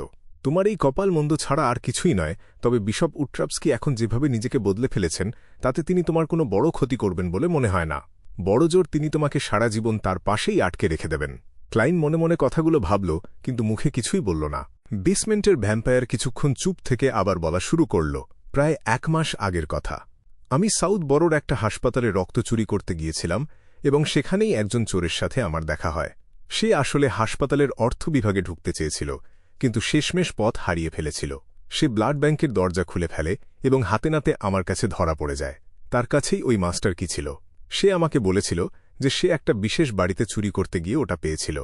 এর পাশাপাশি সে হীরা বসানো একটা পকেট ঘড়িও পেয়েছিল। ওই বাড়ির বেসমেন্টে। প্রথমে সে ভেবেছিল যে ওই চাবিটা কোনো বিশেষ রুম বা সিন্দুকের হবে, কিন্তু কয়েকবার চেষ্টা করার পর সে বুঝতে পারল যে ওই চাবি দিয়ে সব ধরনের দরজাই খোলা সম্ভব। একটা চোরের জন্য এর চেয়ে বড় পাওয়া আর কি হতে পারে? এরপর থেকে সে দারুণ সব সফল চুরির কাজ করে বেরিয়েছে, যতক্ষণ না আমার হাতে ধরা পড়ল এবং আমি ওর চাবিটা কেড়ে নিলাম। ধ্যাত, আমি তখন মোটেও ভাবিনি যে এই চাবিটা কাউকে বারবার পথ ভুলিয়ে দেবে। আমার করা ডেফিনেশনে আমি যা দেখেছিলাম তার সাথে তো হুবহু মিলে যাচ্ছে, কিন্তু মাস্টার কিরো ওপর কি কোনো অভিশাপ আছে? এর আগের মালিক ধরা পড়েছিল, কারণ সে পথ হারিয়ে ফেলেছিল, আর তার আগের মালিকও হাতে নাতে ধরা পড়েছিল একই কারণে। সম্ভবত আমার উচিত ওটা গ্রে ফগের ওপরে সেই স্পেসে রেখে দেওয়া এবং দরকারের সময় ওখান থেকে বের করা, কিন্তু সেটা করা অনেক বেশি ঝামেলার হবে এবং অনেক কাজে দেরি করে দিতে পারে। ক্লাইন নিজের মুখের ভাব গোপন রাখল এবং বেশ শান্ত গলায় জিজ্ঞেস করল, ওই চোর কি বলেছিল যে সে ওটা কোথা থেকে চুরি করেছে? বেসমেন্টের ভ্যাম্পায়ার বিড়বিড় করে বলল, তুমি কি আমার বুদ্ধিমত্তা নিয়ে সন্দেহ করছো? আমি কি আর এই প্রশ্নটা না করে থাকতে পারি? সে বলেছিল, ওটা ব্রিজ সাউথ এরিয়ার 48 রিভারবে অ্যাভিনিউতে। আমি ওখানে যাওয়ার পরিকল্পনা করছিলাম তখনই ধ্যাত। যাই হোক, আমার উত্তর দেওয়া শেষ। আমাকে আর বিরক্ত করো না। ক্লাইন উত্তর পাওয়া মাত্রই চলে গেল না, বরং সে ধীরে ধীরে আধা পেনির একটা তামার কয়েন বের করল এবং নিচু স্বরে বিড়বিড় করে বলল, সে মিথ্যে বলছে। 7 বার একই কথা বলার পর ক্লাইনের চোখ দুটো কিছুটা অন্ধকার হয়ে আসলো এবং সে কয়েনটাকে শূন্যে ছুঁড়ে দিল। কয়েনটা শূন্যে কয়েকবার ঘুরে তার হাতের তালুর ওপর এসে পড়ল। এটা হেড ছিল, যার মানে উত্তরটা ইতিবাচক, অর্থাৎ ভ্যাম্পায়ারটা মিথ্যে বলছে। চোরের বর্ণনাটা আমি ডিভিনেশনে যা দেখেছি তার সাথে হুবহু মিলে গেছে, তাই ওগুলো ঠিকই আছে। ভ্যাম্পায়ারটা নিশ্চয়ই ঠিকানা নিয়ে মিথ্যে বলেছে। ক্লাইন বিশপ উট্রপস্কির দিকে তাকালো এবং মৃদু হেসে বলল, সে মিথ্যে বলেছে। ওর মিথ্যে বলার কারণটা আমাকে একবার ভেবে দেখতে দিন। আমি এই ঘটনার সাথে কোনোভাবেই জড়িত নই, তাই আমার ওপর রাগ ঝেড়ে প্রতিশোধ নেওয়াটা ওর জন্য একদমই বুদ্ধিমানের কাজ হবে না। সেটা ওর পরিস্থিতির জন্য উল্টো ক্ষতিকর হতে পারে। তাই আমার মনে হচ্ছে সে আসলে এই ঠিকানা ব্যবহার করে সাহায্যের জন্য লোক ডাকছে। ওই ঠিকানাটা সম্ভবত ওর কোনো সঙ্গীর হতে পারে। ফাদার, আপনি কি একবার ওখানে যাওয়ার কথা ভাবছেন? বেসমেন্টের ভেতরটা হঠাৎই নীরব হয়ে গেল। কয়েক সেকেন্ড পর ভ্যাম্পায়ারটা হাসল এবং বলল, আমি আসলে অত সহজে তোমাকে সত্যিটা বলতে চাইনি। তুমি আমাকে ভয় দেখিয়েছিলে, তাই আমি প্রতিশোধ নিতে মিথ্যে বলেছি। এটা কি একদমই স্বাভাবিক নয়? আমি স্পষ্ট বুঝতে পারছি তুমি নিজেকে শান্ত রাখার জন্য কতটা জোর দিচ্ছ। ক্লাইন হাসল এবং বলল, তাহলে সত্যি উত্তরটা কি? তুমি যদি আবার মিথ্যে বলো, তবে আমি কিন্তু এই ঠিকানাটা ওই 3টা চার্চকে দিয়ে দিতে দ্বিধা করব না। আমি শুধু বলবো যে সাম্প্রতিক সিরিয়াল কিলিংয়ের সাথে এই ঠিকানার কোনো সম্পর্ক থাকতে পারে। মানুষরা আসলেই খুব নিষ্ঠুর হয়। ভ্যাম্পায়ারটা দাঁতে দাঁত চেপে দীর্ঘশ্বাস ফেলল। সেটা ছিল ব্রিজ সাউথ এরিয়ার 32 ভার্ডি স্ট্রিট। ক্লাইন আবার কয়েনটা ছুঁড়ল এবং এবার নিশ্চিত হল যে ভ্যাম্পায়ার মিথ্যে বলছে না। মনে হচ্ছে ভ্যাম্পায়ারদের ডেফিনেশনে বাধা দেওয়ার মতো কোনো ক্ষমতা নেই। ফিরে গিয়ে একবার গ্রে ফগের ওপর ওটা নিশ্চিত করে নিতে হবে। ক্লাইন তার হাত বুকের ওপর রাখল এবং ওই ভারী পাথরের দরজার দিকে মুখ করে মাথা নোয়াল। আপনার এই সহযোগিতার জন্য ধন্যবাদ। বেসমেন্টের ভেতর থেকে ভ্যাম্পায়ারটা বেশ বিরক্ত গলায় উত্তর দিল। ক্লাইন যখন চলে যাওয়ার জন্য পা বাড়াল, ভ্যাম্পায়ারটা হঠাৎ চিৎকার করে বলল, মনে রেখো আমার নাম এমলিন হোয়াইট। মনে রেখো আমার নাম এমলিন হোয়াইট। আমি কেন তোমার নাম মনে রাখব? আমি তো আর তোমাকে উদ্ধার করতে আসছি না।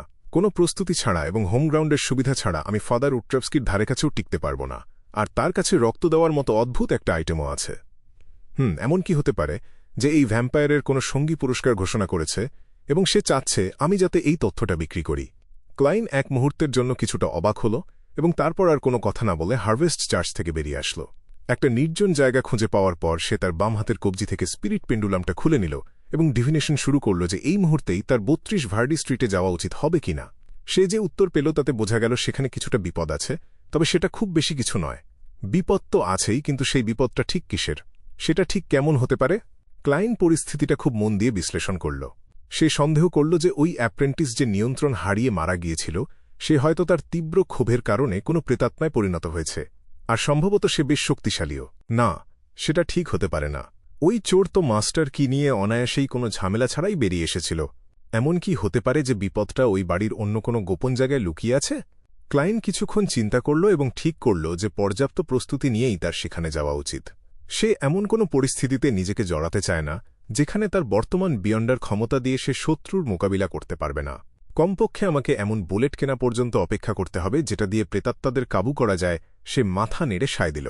এই কথা ভাবার সাথে সাথেই এবং বিশপ উট্রপস্কির সাথে আগের লড়াইটার কথা মাথায় রেখে ক্লাইন হঠাৎ বুঝতে পারল যে একজন ম্যাজিশিয়ানের প্রথম নীতিটা সে অনুধাবন করতে পেরেছে। সেই নীতিটা হল প্রস্তুতি ছাড়া কখনো পারফর্ম করতে নেই। এর অন্যথা হলে কাজটা পণ্ড হওয়ার সম্ভাবনা অনেক বেড়ে যায়। ক্লাইন মনে মনে কথাগুলো গুছিয়ে নিল।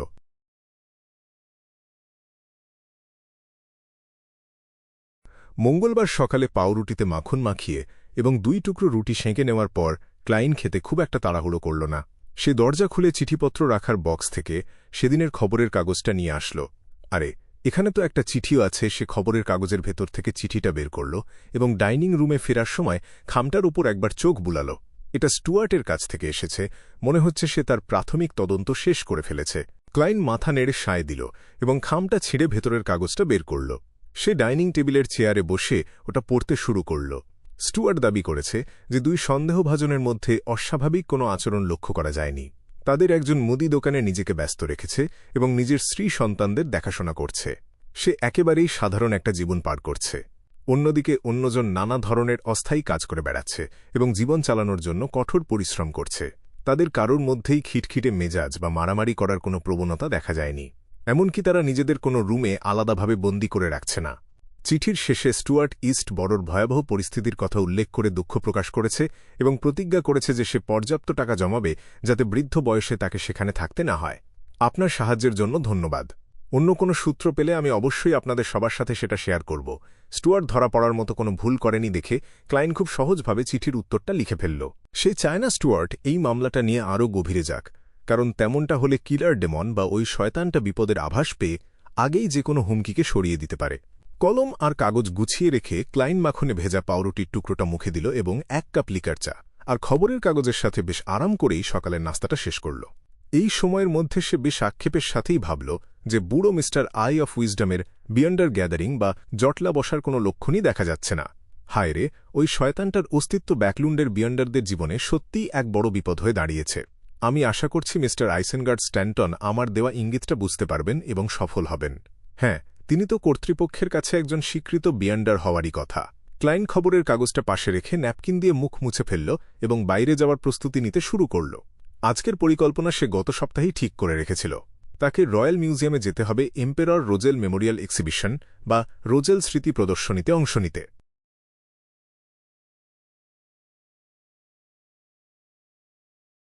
এমপ্রেস বড় এলাকায় আর্ল হলের বিশাল আলিশান ভিলা। অড্রে হালকা লেসের তৈরি একটা পোশাক পরেছে এবং গায়ে দুধের মতো সাদা পশমি চাদর জড়িয়ে নিজের ব্যক্তিগত পরিচারিকা অ্যানির জন্য অপেক্ষা করছে। অ্যানি তাকে মুক্ত বসানো একটা নরম হ্যাট এবং পাতলা জালের নেকাব পরে নিতে সাহায্য করছে। তার পাশেই সুসি বসেছিল এবং তার গলায় একটা সুন্দর ফিতা বাঁধা ছিল। আমার মিষ্টি রাজকুমারী, তুমি কোথায় যাওয়ার পরিকল্পনা করছ? আর্ল হল সিঁড়ি দিয়ে নামতে নামতে নিজের চিকন গোঁফে হাত বুলিয়ে জিজ্ঞেস করলেন। অড্রে উজ্জ্বল চোখে উত্তর দিল, বাবা, আমি রোজেল স্মৃতি প্রদর্শনীতে যাওয়ার পরিকল্পনা করছি। আমি এম্পেরর রোজেলের আসল ডায়েরিগুলো এক নজর দেখে নিতে পারব এবং মিস্টার ফুলের জন্য কয়েকটা পাওয়ার সুযোগ খুঁজব। সে মনে মনে কথাগুলো ভাবল। আর্ল হল বিড়বিড় করে বললেন, তুমি আজই কেন যাচ্ছ? আজকে তো প্রচুর ভিড় হবে এবং পরিবেশটা বেশ বিশৃঙ্খল থাকতে পারে। ঠিক আছে, আমি কাউকে বলবো যাতে বাষ্প এবং যন্ত্রপাতির দেবতার চার্চের সাথে যোগাযোগ করে। অফিসিয়াল প্রদর্শনী শেষ হয়ে যাওয়ার পর তারা বিশেষভাবে তোমার এবং তোমার বন্ধুদের জন্য আধবেলার জন্য মিউজিয়ামটা খুলে দেবে। তাতে তুমি শান্তিতে কোনো ঝামেলা ছাড়াই ঘুরে দেখতে পারবে। যদি তোমার বিশেষ কোনো কিছু খুব কাছ থেকে দেখার ইচ্ছে থাকে তবে তুমি সরাসরি তাদের সাথে কথা বলতে পারবে। যদি তাই হয় তবে তো সেটা আরও ভালো হবে। আমি সরাসরি ওই প্রদর্শনীতে রাখা ডায়েরিগুলোর পাতা উল্টে দেখতে পারব। অড্রে তার স্কার্টটা একটু ওপরে তুলে কুর্নিশ করল। ধন্যবাদ, আমার হ্যান্ডজাম আর্ল হল টিলডে।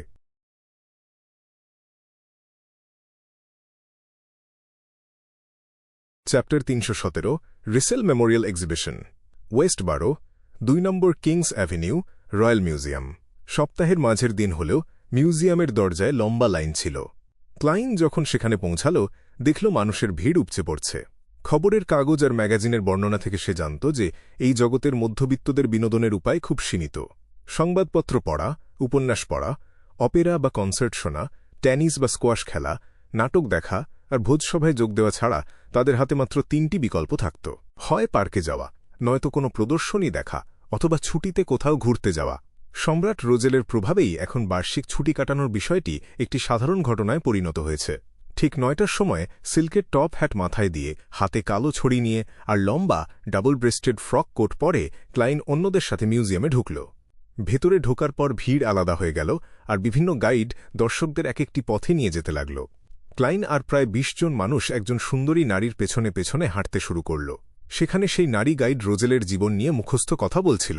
ক্লাইন নিজে অর্ধেক ইতিহাসবিদ হওয়ার কারণে এই তথ্যের কোনো মূল্যই তার কাছে ছিল না। সে এতটাই বিরক্ত হচ্ছিল যে বারবার নিজের মানিব্যাগটা ঠিক জায়গায় আছে কি না পরীক্ষা করছিল। এখন তার সম্পদের পরিমাণ 952 পাউন্ড, যা 1000 পাউন্ড হতে মাত্র এক ধাপ দূরে।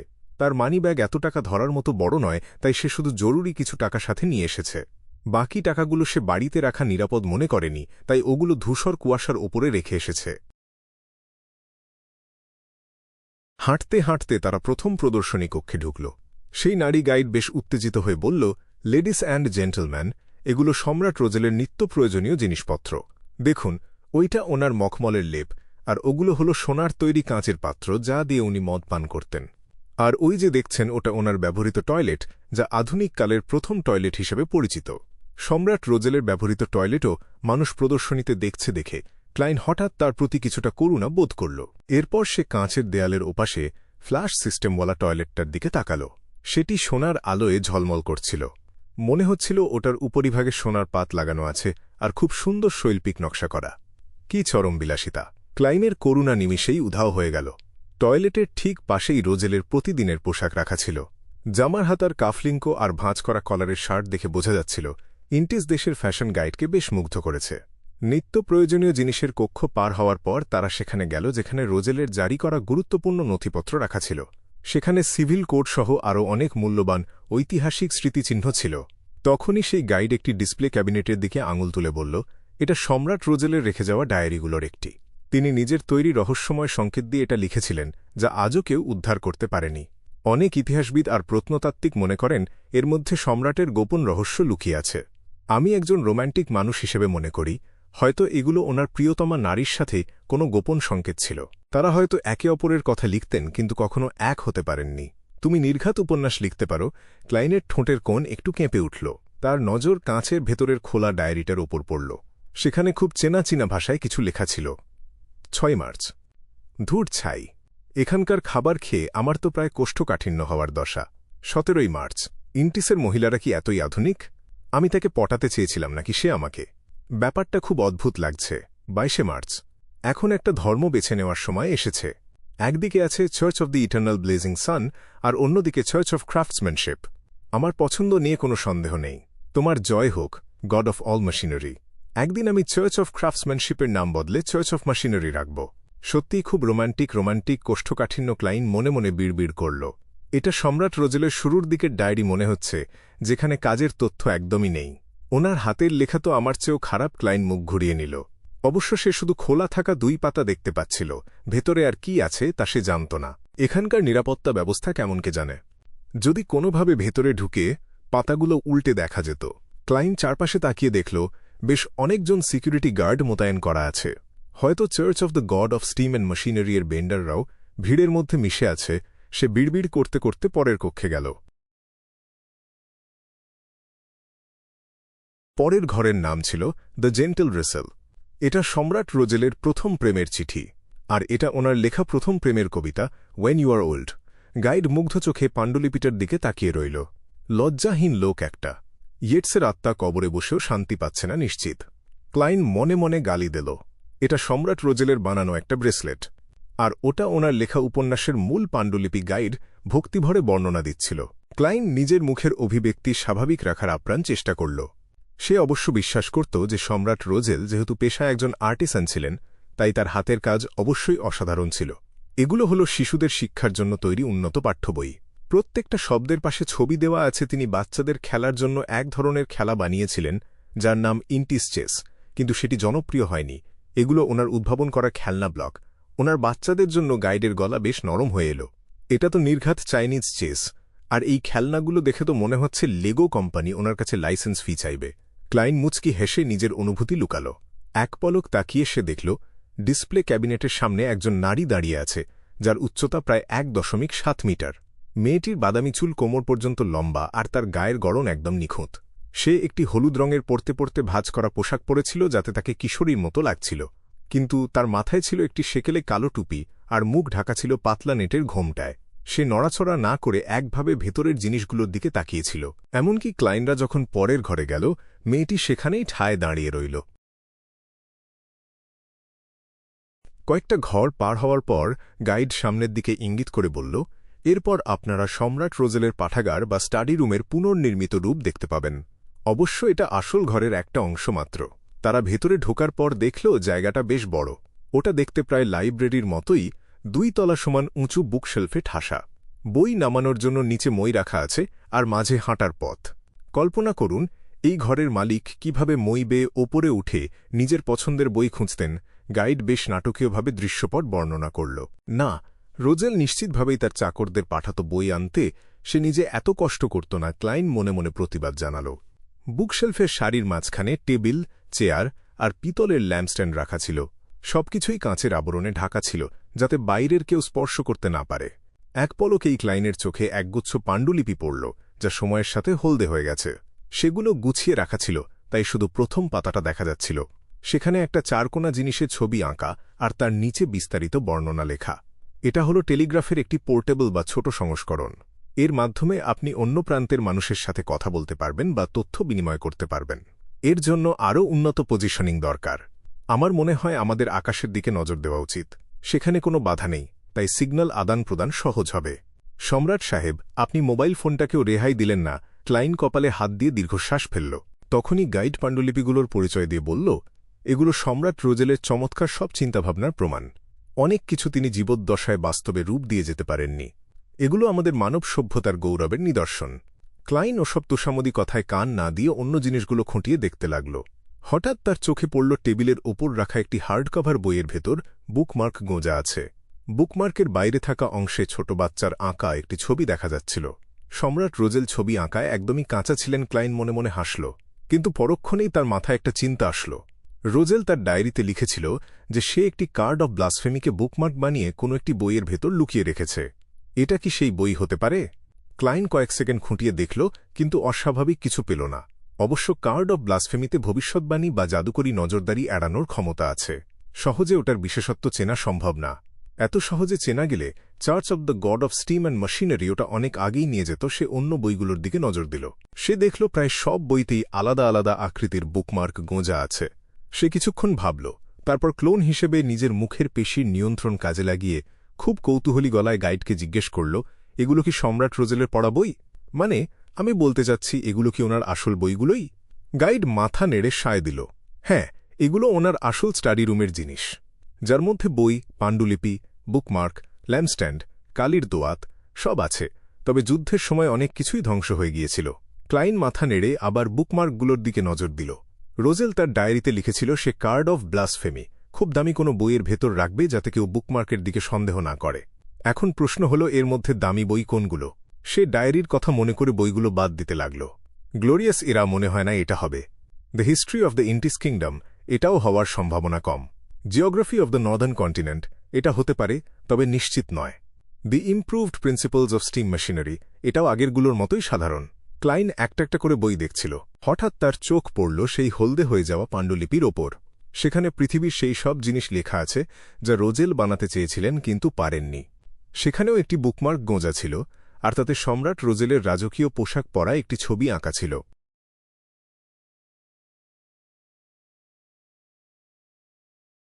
Chapter 318 verification.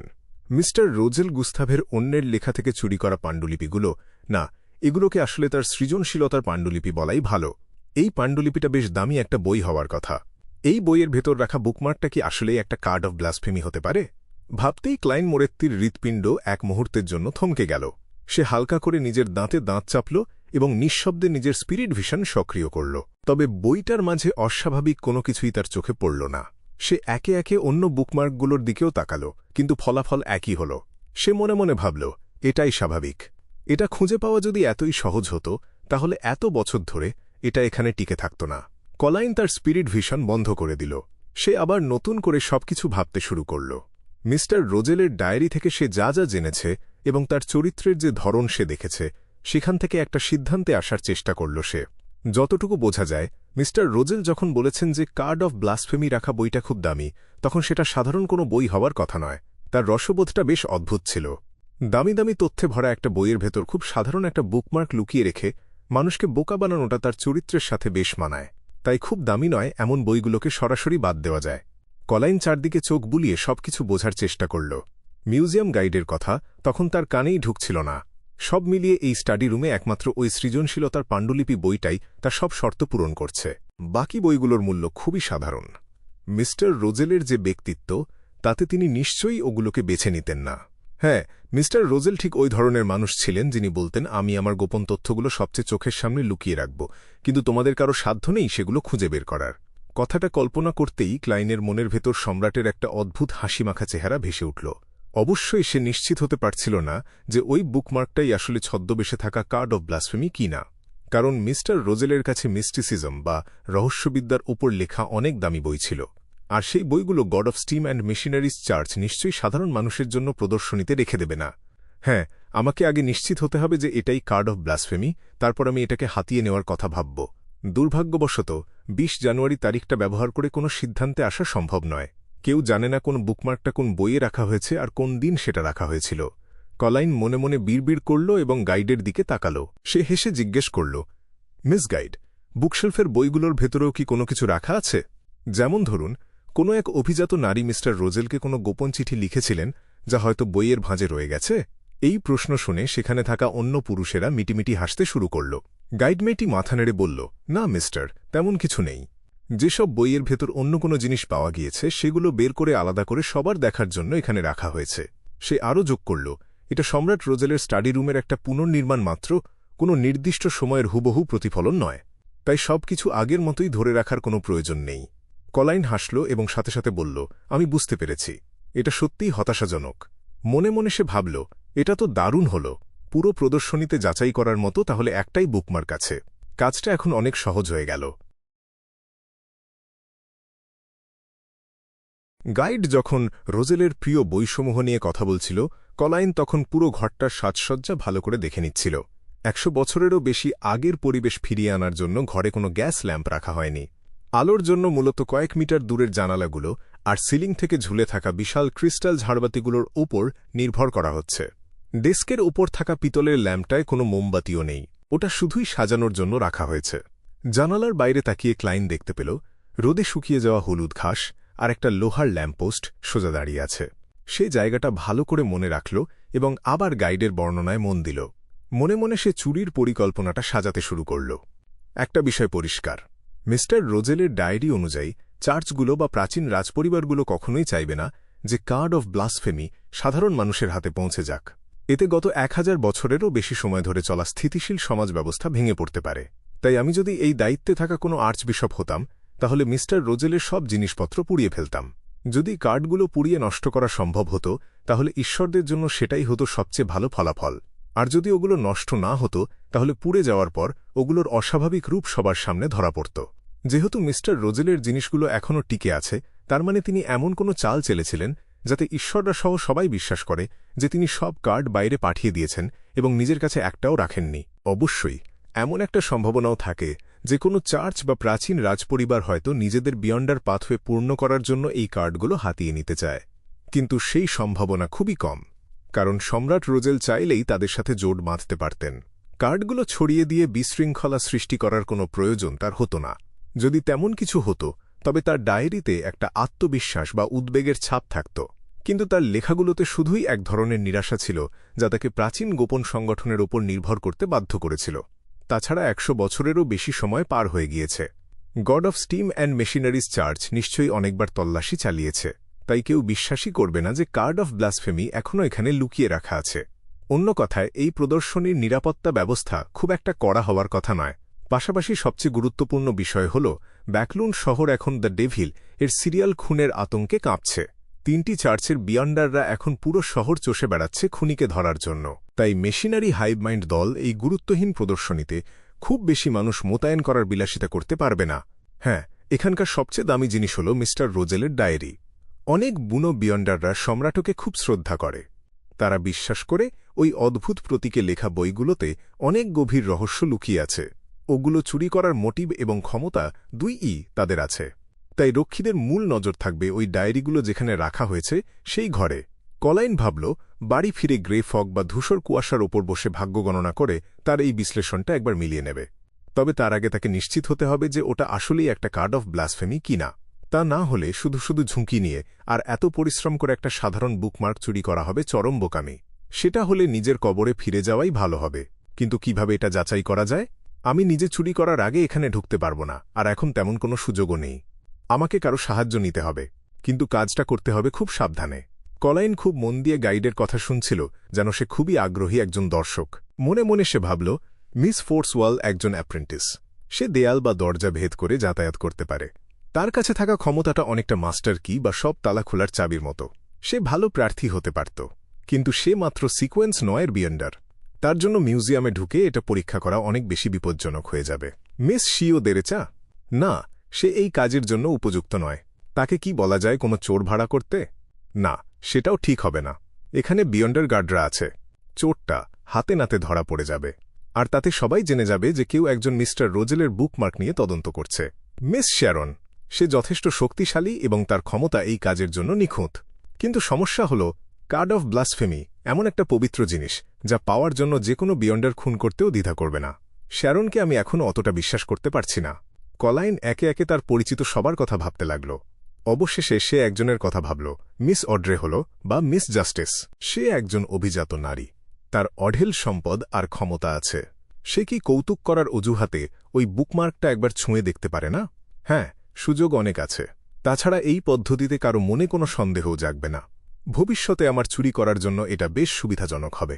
কলাইন যত বেশি এটা নিয়ে ভাবল, তার কাছে ততই এটাকে কার্যকরী মনে হল। এখন প্রশ্ন হল, কিভাবে যাচাই করা যাবে? যেহেতু কার্ড অফ ব্লাসফেমিয়ের ওপর কোনো ভাগ্য গণনা বা ভবিষ্যৎবাণী কাজ করে না, তাই এই মুহূর্তে তার মাথায় একটাই বুদ্ধি এলো, বুকমার্কটা সামান্য নষ্ট করার চেষ্টা করা। কার্ড অফ ব্লাসফেমি অজেয়, এটাকে সহজে নষ্ট করা যায় না। ভাগ্যের খেলা হলো এমন যে ওই কার্ডের ওপর ভাগ্য গণনা করতে গেলে সেটা সাধারণ কোনো জিনিসের মতোই ফলাফল দেখাবে। যাই হোক, সম্রাট রোজেল এখানে কি পাসওয়ার্ড ব্যবহার করেছেন তা আমি জানি না, তাই আমাকে এই স্থূল পদ্ধতিতেই এগোতে হবে। যদি বুকমার্কটা আসলেই ছিঁড়ে যায় বা নষ্ট হয়ে যায়, তবে বুঝতে হবে এটার সাথে আমার কোনো ভাগ্য নেই। তবে সম্রাটের পছন্দ অনুযায়ী হয়তো কোনো বিশেষ শব্দ বলে এটাকে সক্রিয় করা যেতে পারে। তিনি একবার তার ডায়েরিতে মজা করে লিখেছিলেন, আমার সব সম্পদ তোমাদের জন্য রেখে গেলাম, কিন্তু আগে তোমাদের তা খুঁজে বের করতে হবে। আমি আমার যা কিছু আছে সব কুয়াশাচ্ছন্ন সমুদ্রের শেষ প্রান্তে রেখে এসেছি। আর ওই কার্ড অফ ব্লাসফেমি নিশ্চয়ই সেই সম্পদগুলোর মধ্যে একটা। তাহলে কি এটার অ্যাক্টিভেশন পাসওয়ার্ড বা সক্রিয় করার মন্ত্র প্রাচীন হার্মিস ভাষায় ওয়ান পিস হতে পারে? না, সেটা হওয়ার কথা নয়, কারণ দ্বিতীয় কোনো পৃথিবান্তরী বা ট্রান্সমিগ্রেটর না আসলে কেউ এই শব্দটার মানে বুঝবে না। সম্রাট তো বিশৃঙ্খলা সৃষ্টি করতে চেয়েছিলেন, তাই পাসওয়ার্ডটা নিশ্চয়ই হার্মিস বা প্রাচীন হার্মিস ভাষায় পাইরেট কিং বা জলদস্যু রাজা হওয়ার কথা। কলাইন ধীরে ধীরে নিজের পরিকল্পনা গুছিয়ে নিল এবং প্রদর্শনীর নকশাটার দিকে কড়া নজর দিতে শুরু করল। গাইডের কথা শেষ হলে তারা সম্রাটের স্টাডি রুম থেকে বেরিয়ে অন্য একটা হলে প্রবেশ করল। সবকিছু শেষ হলে যখন সবাই নিজের মতো ঘুরে দেখার সুযোগ পেল, ক্লাইন একটু লজ্জা পাওয়ার ভান করে বলল, মিস গাইড, একটু বলবেন ওয়াশরুমটা কোথায়? উপরে। গাইড মেয়েটি বিনীতভাবে বলল, না মিস্টার, উপরে আমাদের অফিস। আপনি এই পথ দিয়ে সোজা গিয়ে বামে ঘুরলেই ওয়াশরুম দেখতে পাবেন। এই সুযোগে কলাইন ওয়াশরুমের সাথে অন্য হলগুলোর সংযোগ বুঝে নিল এবং নিজের মনের ভেতর একটা মানচিত্র তৈরি করে ফেলল। দুপুরের দিকে সে মিউজিয়াম থেকে বেরিয়ে মিনাং স্ট্রিটের 15 নম্বর বাড়িতে ফিরে এল। কলাইন প্রথমে ভেবেছিল দ্য ফুল হিসেবে মিস জাস্টিসকে বলবে যে তার একজন অনুসারীর সাহায্য প্রয়োজন, কিন্তু পরক্ষণেই সে ভাবল এতে মিস্টার ফুলের গাম্ভীর্য নষ্ট হতে পারে। একজন রহস্যময় ও সর্বশক্তিমান সত্তা হিসেবে তাকে সবসময় শান্ত ও ধীরস্থির থাকতে হবে। সে বারবার তার অনুসারীদের জন্য এভাবে সাহায্য চাইতে পারে না, অন্তত ব্যক্তিগতভাবে তো নয়ই। কলাইন কিছুক্ষণ চিন্তা করে একটা সমাধান বের করল। সে ঠিক করল তার ওই অনুসারীর প্রার্থনার দৃশ্য আর কণ্ঠস্বর সে সরাসরি মিস জাস্টিসের কাছে পৌঁছে দেবে। সেখানে মিস্টার ফুল নিজে থেকে কিছুই বলবেন না। কলাইন একটা দীর্ঘশ্বাস ফেলল এবং ঘরের জানালাগুলো বন্ধ করে দিল। নিজের গাল দুটো একটু ডলে নিয়ে সে নিজের কাছেই প্রার্থনা করতে শুরু করল। এই যুগের নয় এমন একটা ফুল, ধূসর কুয়াশার ওপরের রহস্যময় শাসক, সৌভাগ্যের অধিপতি ইয়েলো অ্যান্ড ব্ল্যাক কিং, আমি আপনার সাহায্য প্রার্থনা করছি। আমি আশা করছি কেউ একজন আমাকে মিস্টার রোজেলের সৃজনশীলতার পাণ্ডুলিপির ভেতরে থাকা বুকমার্কটা ছুঁয়ে দেখতে সাহায্য করবে। ওটাতে সামান্য একটা আঁচড় কাটার চেষ্টা করতে হবে যা সহজে চোখে পড়ে না, আর আমাকে তার ফলাফল জানাতে হবে। এটা করার সময় তাকে হার্মিস বা প্রাচীন হার্মিস ভাষায় পাইরেট কিং শব্দটি উচ্চারণ করতে হবে। যে আমাকে সাহায্য করুক না কেন, কোনো প্রতিক্রিয়া হোক বা না হোক, আমি তাকে ৫০ পাউন্ড দিতে রাজি আছি। আমার যে ৫,০০০ পাউন্ড এখনও পাওয়া বাকি আছে সেখান থেকেই এটা কেটে রাখা যাবে। আর যদি কোনো প্রতিক্রিয়া দেখা যায় তবে আমি আরও বেশি পুরস্কার দেব।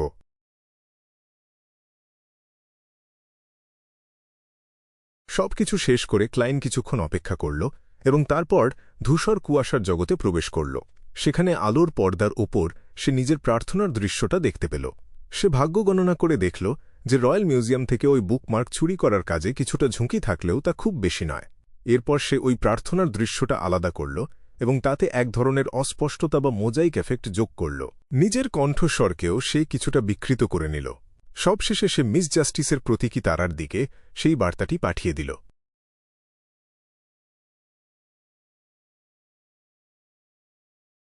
চ্যাপ্টার 319 অড্রের অ্যাডভেঞ্চার। এমপ্রেস বরোরো আর্ল হল এর সেই বিশাল আর বিলাসবহুল ভিলা। এই সময়ে অড্রের পিয়ানো প্র্যাকটিস করার কথা ছিল, কিন্তু সে তার সাজগোজের টেবিলের সামনে চুপচাপ বসে থাকল। সে ভাবছিল আজ সন্ধ্যায় কিভাবে সে রোজেলের ডায়েরি পড়বে এবং সেটা মুখস্থ করে ফেলবে। হঠাৎ তার চারপাশটা কেমন ঝাপসা হয়ে গেল। চারদিক থেকে একটা সীমাহীন ধূসর সাদা কুয়াশা দানা বাঁধতে শুরু করল। সেই ধূসর কুয়াশার মাঝখানে মিস্টার ফুল এর অবয়ব অনেক উঁচুতে বসে থাকতে দেখা গেল। তিনি অস্পষ্ট এক মানুষের প্রার্থনা শুনছিলেন। সেই মানুষটি বলছিল, আমি আপনার সাহায্য প্রার্থনা করছি। আমি আশা করি কেউ আমাকে রোজেলের ম্যানুস্ক্রিপ্ট অফ ক্রিয়েটিভিটির ভেতরে রাখা সেই বুকমার্কটা ছুঁতে সাহায্য করবে। মিস্টার ফুল কিভাবে জানলেন যে আজ সন্ধ্যায় মিউজিয়াম বন্ধ হওয়ার পর আমি রোজেল মেমোরিয়াল এক্সিবিশন দেখতে যাব? তিনি কিভাবে জানলেন যে সেখানে কিছু জিনিস ছোঁয়ার সুযোগ আমার হবে? অড্রে একদম অবাক হয়ে বসে থাকল। সে যেমন অবাক হল, তেমনি তার কাছে বিষয়টিকে খুব একটা অস্বাভাবিক মনে হল না।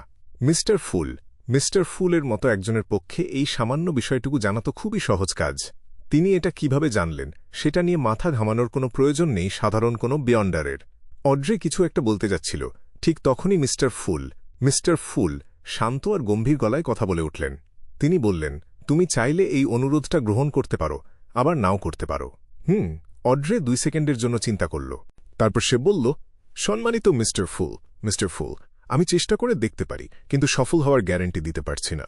আসলে ওই 5 পাউন্ড পুরস্কারের ওপর তার তেমন কোনো লোভ ছিল না। সে এই মিশনটা গ্রহণ করল কারণ তার খুব কৌতূহল হচ্ছিল। এম্পারার রেসেলের ফেলে যাওয়া ওই বুকমার্কটার বিশেষত্ব কি, যেটা মিস্টার ফুলের অনুসারীর কাছে এতটাই গুরুত্বপূর্ণ যে তিনি এর জন্য যে কোনো মূল্য দিতে রাজি? তাছাড়া আজ তো আমি এমনিতেও রোজেলের ডায়েরি দেখতে যাচ্ছি, তাই কাজটা সেরে ফেলা সহজ হবে, অড্রে মনে মনে ভাবল। কুয়াশার ভেতর থেকে মিস্টার ফুল আলতো করে মাথা নাড়ালেন। তিনি শুধু একটা শব্দে উত্তর দিলেন, ঠিক আছে। চোখের সামনে থেকে সেই দৃশ্যটা মিলিয়ে যেতেই অড্রে আয়নার দিকে তাকাল। সে নিজেকে খুব খুঁটিয়ে দেখল। তার ভেতরে একই সাথে উত্তেজনা আর ভয় কাজ করছিল। সে রাতের অপারেশনের জন্য পরিকল্পনা করতে শুরু করল। আমি এমন কিছু করব না যাতে ওরা কিছু সন্দেহ করতে পারে। মিস্টার ফুলের অনুসারী পরে যা-ই করুক না কেন, আমি যেন কোনোভাবেই সন্দেহের তালিকায় না পড়ি। শুধু ওই বুকমার্কটা ছোঁয়া একদম ঠিক হবে না। ওটা হারিয়ে যাওয়ার সাথে সাথেই সবার চোখ আমার ওপর পড়বে। হ্যাঁ, তাই আমাকে অন্য সব জিনিসের ওপর সমান আগ্রহ দেখাতে হবে। বুকমার্কটাই যে আমার আসল লক্ষ্য, সেটা কাউকে বুঝতে দেওয়া যাবে না। পুরো কাজটা খুব সাবধানে আর যুক্তিপূর্ণভাবে করতে হবে। কিন্তু কিভাবে আমি কাজটা করব যাতে কেউ কিছু বুঝতে না পারে?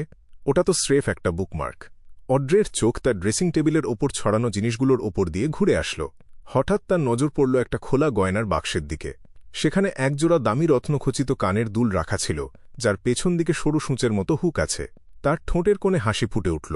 সে ভ্রু কুঁচকে হাসি মুখে নিজের মনেই ফিসফিস করে বলল, সুসির সাহায্য পেলে এটা বোধহয় করা সম্ভব।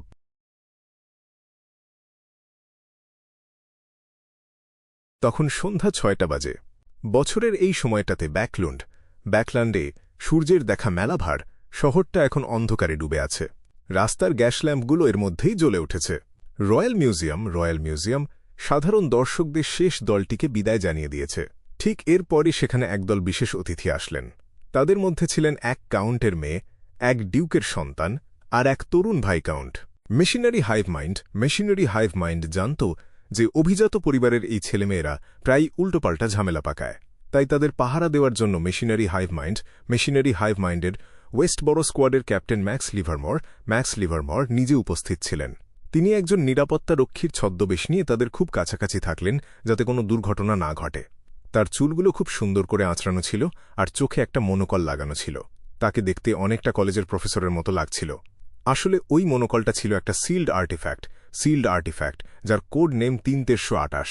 এর নাম ছিল আই অফ ক্রিস্টাল। এই মনোকল দিয়ে ম্যাক্স লিভারমোর সরাসরি আত্মা, ভূত আর প্রেতাত্মা দেখতে পেতেন। তাই বিয়ন্ডাররা যদি অশরীরী কিছু ব্যবহার করে চুরি বা ঝামেলা করতে চায়, তবে তাদের ভয় পাওয়ার কিছু নেই। অবশ্যই এই সিল্ড আর্টিফ্যাক্টের একটা বড় সমস্যাও আছে। এটা খুব সহজেই ভূত বা ছায়ার মতো দানবদের নিজের দিকে আকর্ষণ করে।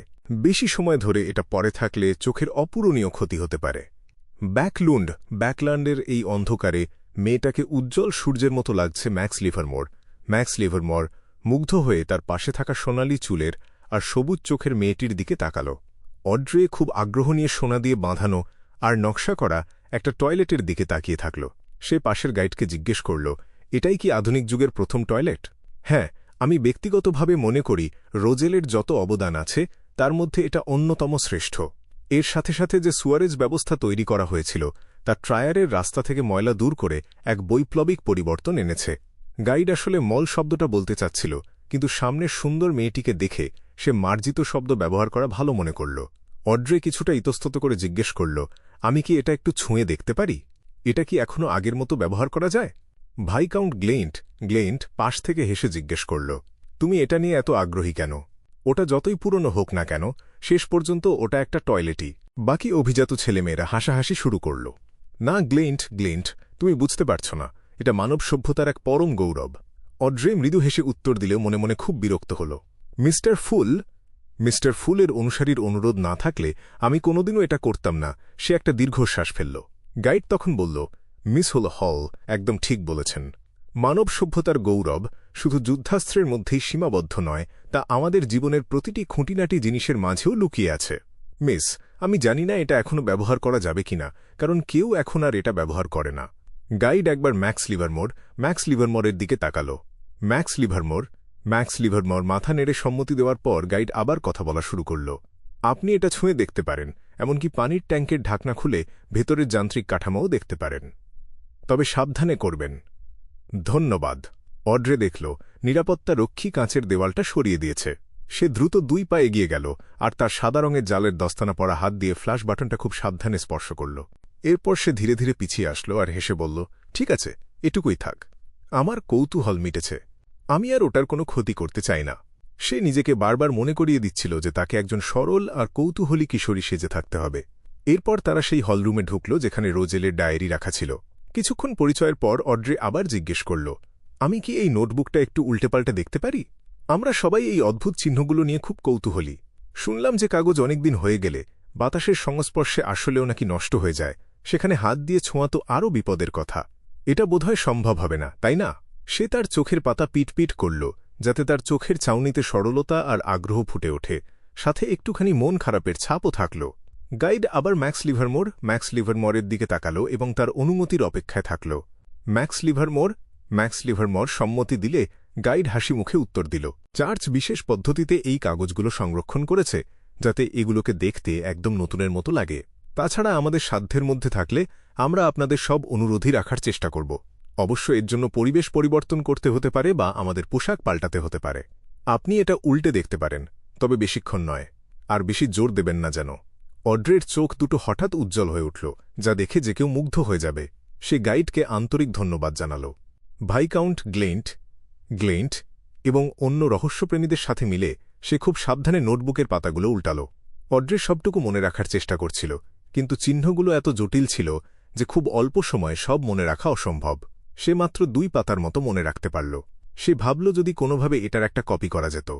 এরপর সে প্রত্যেকটা হলে যাওয়ার পর অন্তত একটা জিনিস ছোঁয়ার অনুরোধ করতে লাগল, এবং সেগুলোতে সফলও হল। কিছুক্ষণ পর তারা রোজেলের সেই সাজানো স্টাডি রুমে গিয়ে পৌঁছাল। অড্রে আগের মতোই স্বাভাবিক আচরণ করতে থাকল আর মাঝে মাঝে কৌতূহলী হয়ে প্রশ্ন করতে থাকল।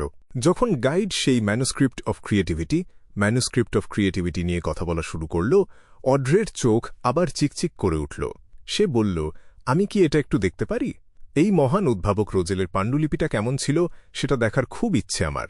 কোনো সমস্যা নেই সুন্দর মিস হল, সম্মানিত ভাইকাউন্ট গ্লেন্ট, আপনারা সবাই এটা দেখতে পারেন। যদি আপনারা চার্চের একনিষ্ঠ ভক্ত হয়ে থাকেন, তবে আপনারা এটার একটা কপির জন্য আবেদনও করতে পারেন, গাইড হাসি মুখে জানাল। অড্রে যেহেতু গডেসের ভক্ত ছিল, তাই সে শুধু একটা ম্লান হাসি দিল। একই সময়ে সে চুলে হাত দেওয়ার ভান করে তার ডান কানের লতিতে হাত রাখল এবং খুব সাবধানে কানের দুলটা খুলে ফেলল। ঠিক যখন ডেস্কেও কাঁচের আবরণটা খোলা হল, অড্রের সামনে এগিয়ে গেল। সে পাণ্ডুলিপিটা চেপে ধরে খুব স্বাভাবিকভাবে তার ভেতরের বুকমার্কটা টেনে বের করল এবং পাতা উল্টাতে থাকল। ঠিক এই সময় সুসি ইশারা পেয়ে হঠাৎ করে এক কোণার দিকে তাকিয়ে ঘেউ ঘেউ করে উঠল।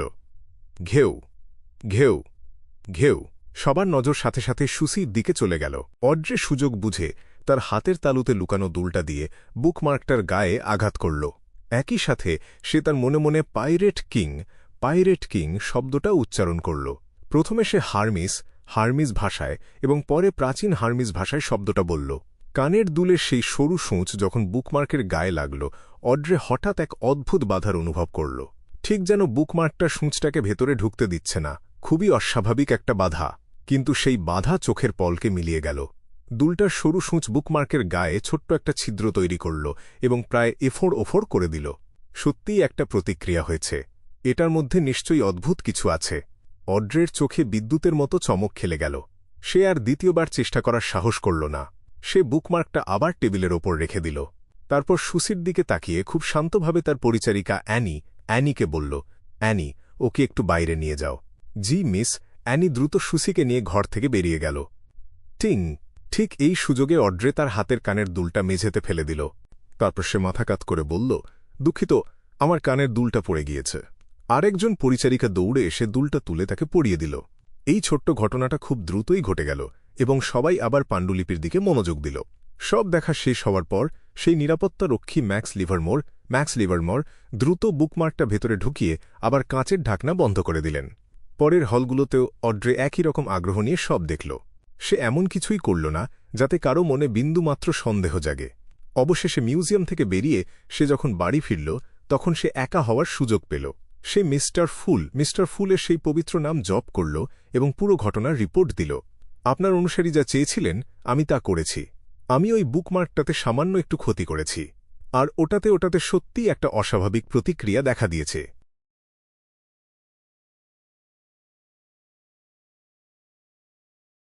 Chapter 320 action. অস্বাভাবিক প্রতিক্রিয়া দেখে তো মনে হচ্ছে ওটা সত্যিই একটা কার্ড অফ ব্লাসফেমি।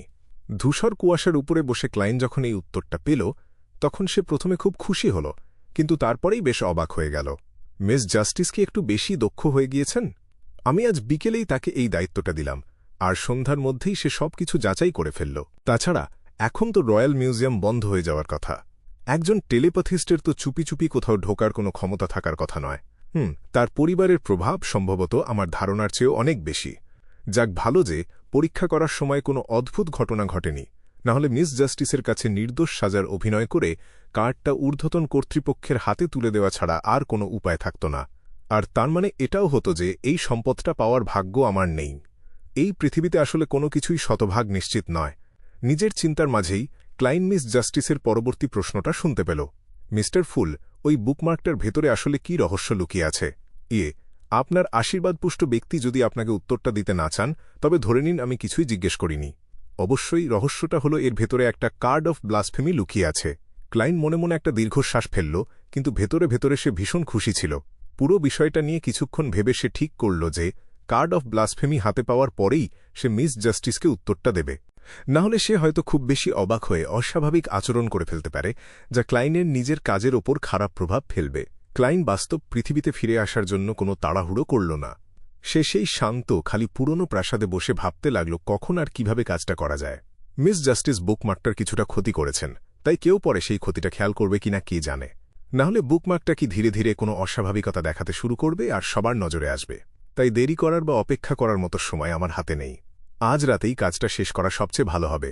নানা ধরনের চিন্তাভাবনা তার মাথায় ঘুরপাক খাচ্ছিল এবং ধীরে ধীরে ক্লাইন একটা সিদ্ধান্তে পৌঁছাল। তারপর সকালে যা যা দেখেছিল তার উপর ভিত্তি করে সে রয়্যাল মিউজিয়ামের প্রথম তলার নকশা এবং চারপাশের সাধারণ পরিস্থিতিগুলো মনে মনে কল্পনা করে নিল। এই নকশাটার দিকে তাকিয়ে ক্লাইন বিভিন্ন পরিকল্পনা নিয়ে ভাবতে শুরু করল এবং দ্রুতই তুলনামূলকভাবে একটি নিরাপদ পরিকল্পনা ঠিক করে ফেলল। শেষে বিপদের মাত্রা নিশ্চিত করার জন্য সে আবারও একবার ভাগ্য গণনা বা ডিভিনেশন করল। যখন দেখল যে পরিস্থিতির কোনো পরিবর্তন হয়নি, তখন সে বাস্তব পৃথিবীতে ফিরে আসল এবং সব ধরনের প্রস্তুতি নিতে শুরু করল। ক্লাইন প্রথমে যা করতে চেয়েছিল তা হল নিজের স্মৃতি থেকে নকশাটা আঁকা, হুবহু দেখতে একটা নকল বুকমার্ক তৈরি করা এবং চুপি চুপি ঢুকে পড়ার পর আসলটার বদলে নকলটা রেখে আসা। সে নিশ্চিত করতে চেয়েছিল যেন অনেক দিন পর্যন্ত কেউ বুকমার্কটা চুরির কথা বুঝতে না পারে। ততক্ষণে কেউ ঘটনাটা তার সাথে জড়িয়ে ফেলার সুযোগ পাবে না। তবে অনেক ভেবেচিন্তে তার মনে হলো এটা ঠিক হবে না। যতক্ষণ পর্যন্ত নকল বুকমার্কটা ধরা পড়বে না ততক্ষণ অড্রে হবে সবচেয়ে সন্দেহভাজন ব্যক্তি, কারণ আজই সে আসল বুকমার্কটা ছুঁয়ে দেখেছিল। একটা সম্পদের জন্য আমি মিস জাস্টিসকে বিপদে ফেলতে পারি না। সে তো আমাকে সাহায্য করতেই এটা করেছে। ক্লাইন অবশেষে একটা উপায় বের করল যাতে মিস জাস্টিসের ওপর কোনো সন্দেহ না আসে।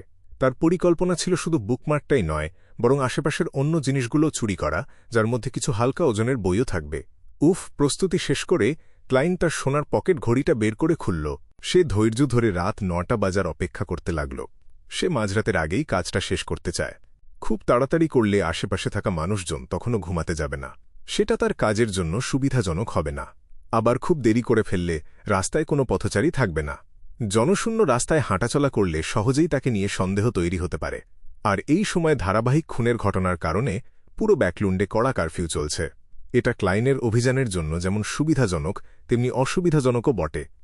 টক টক ঘড়ির কাঁটা চলতেই থাকল।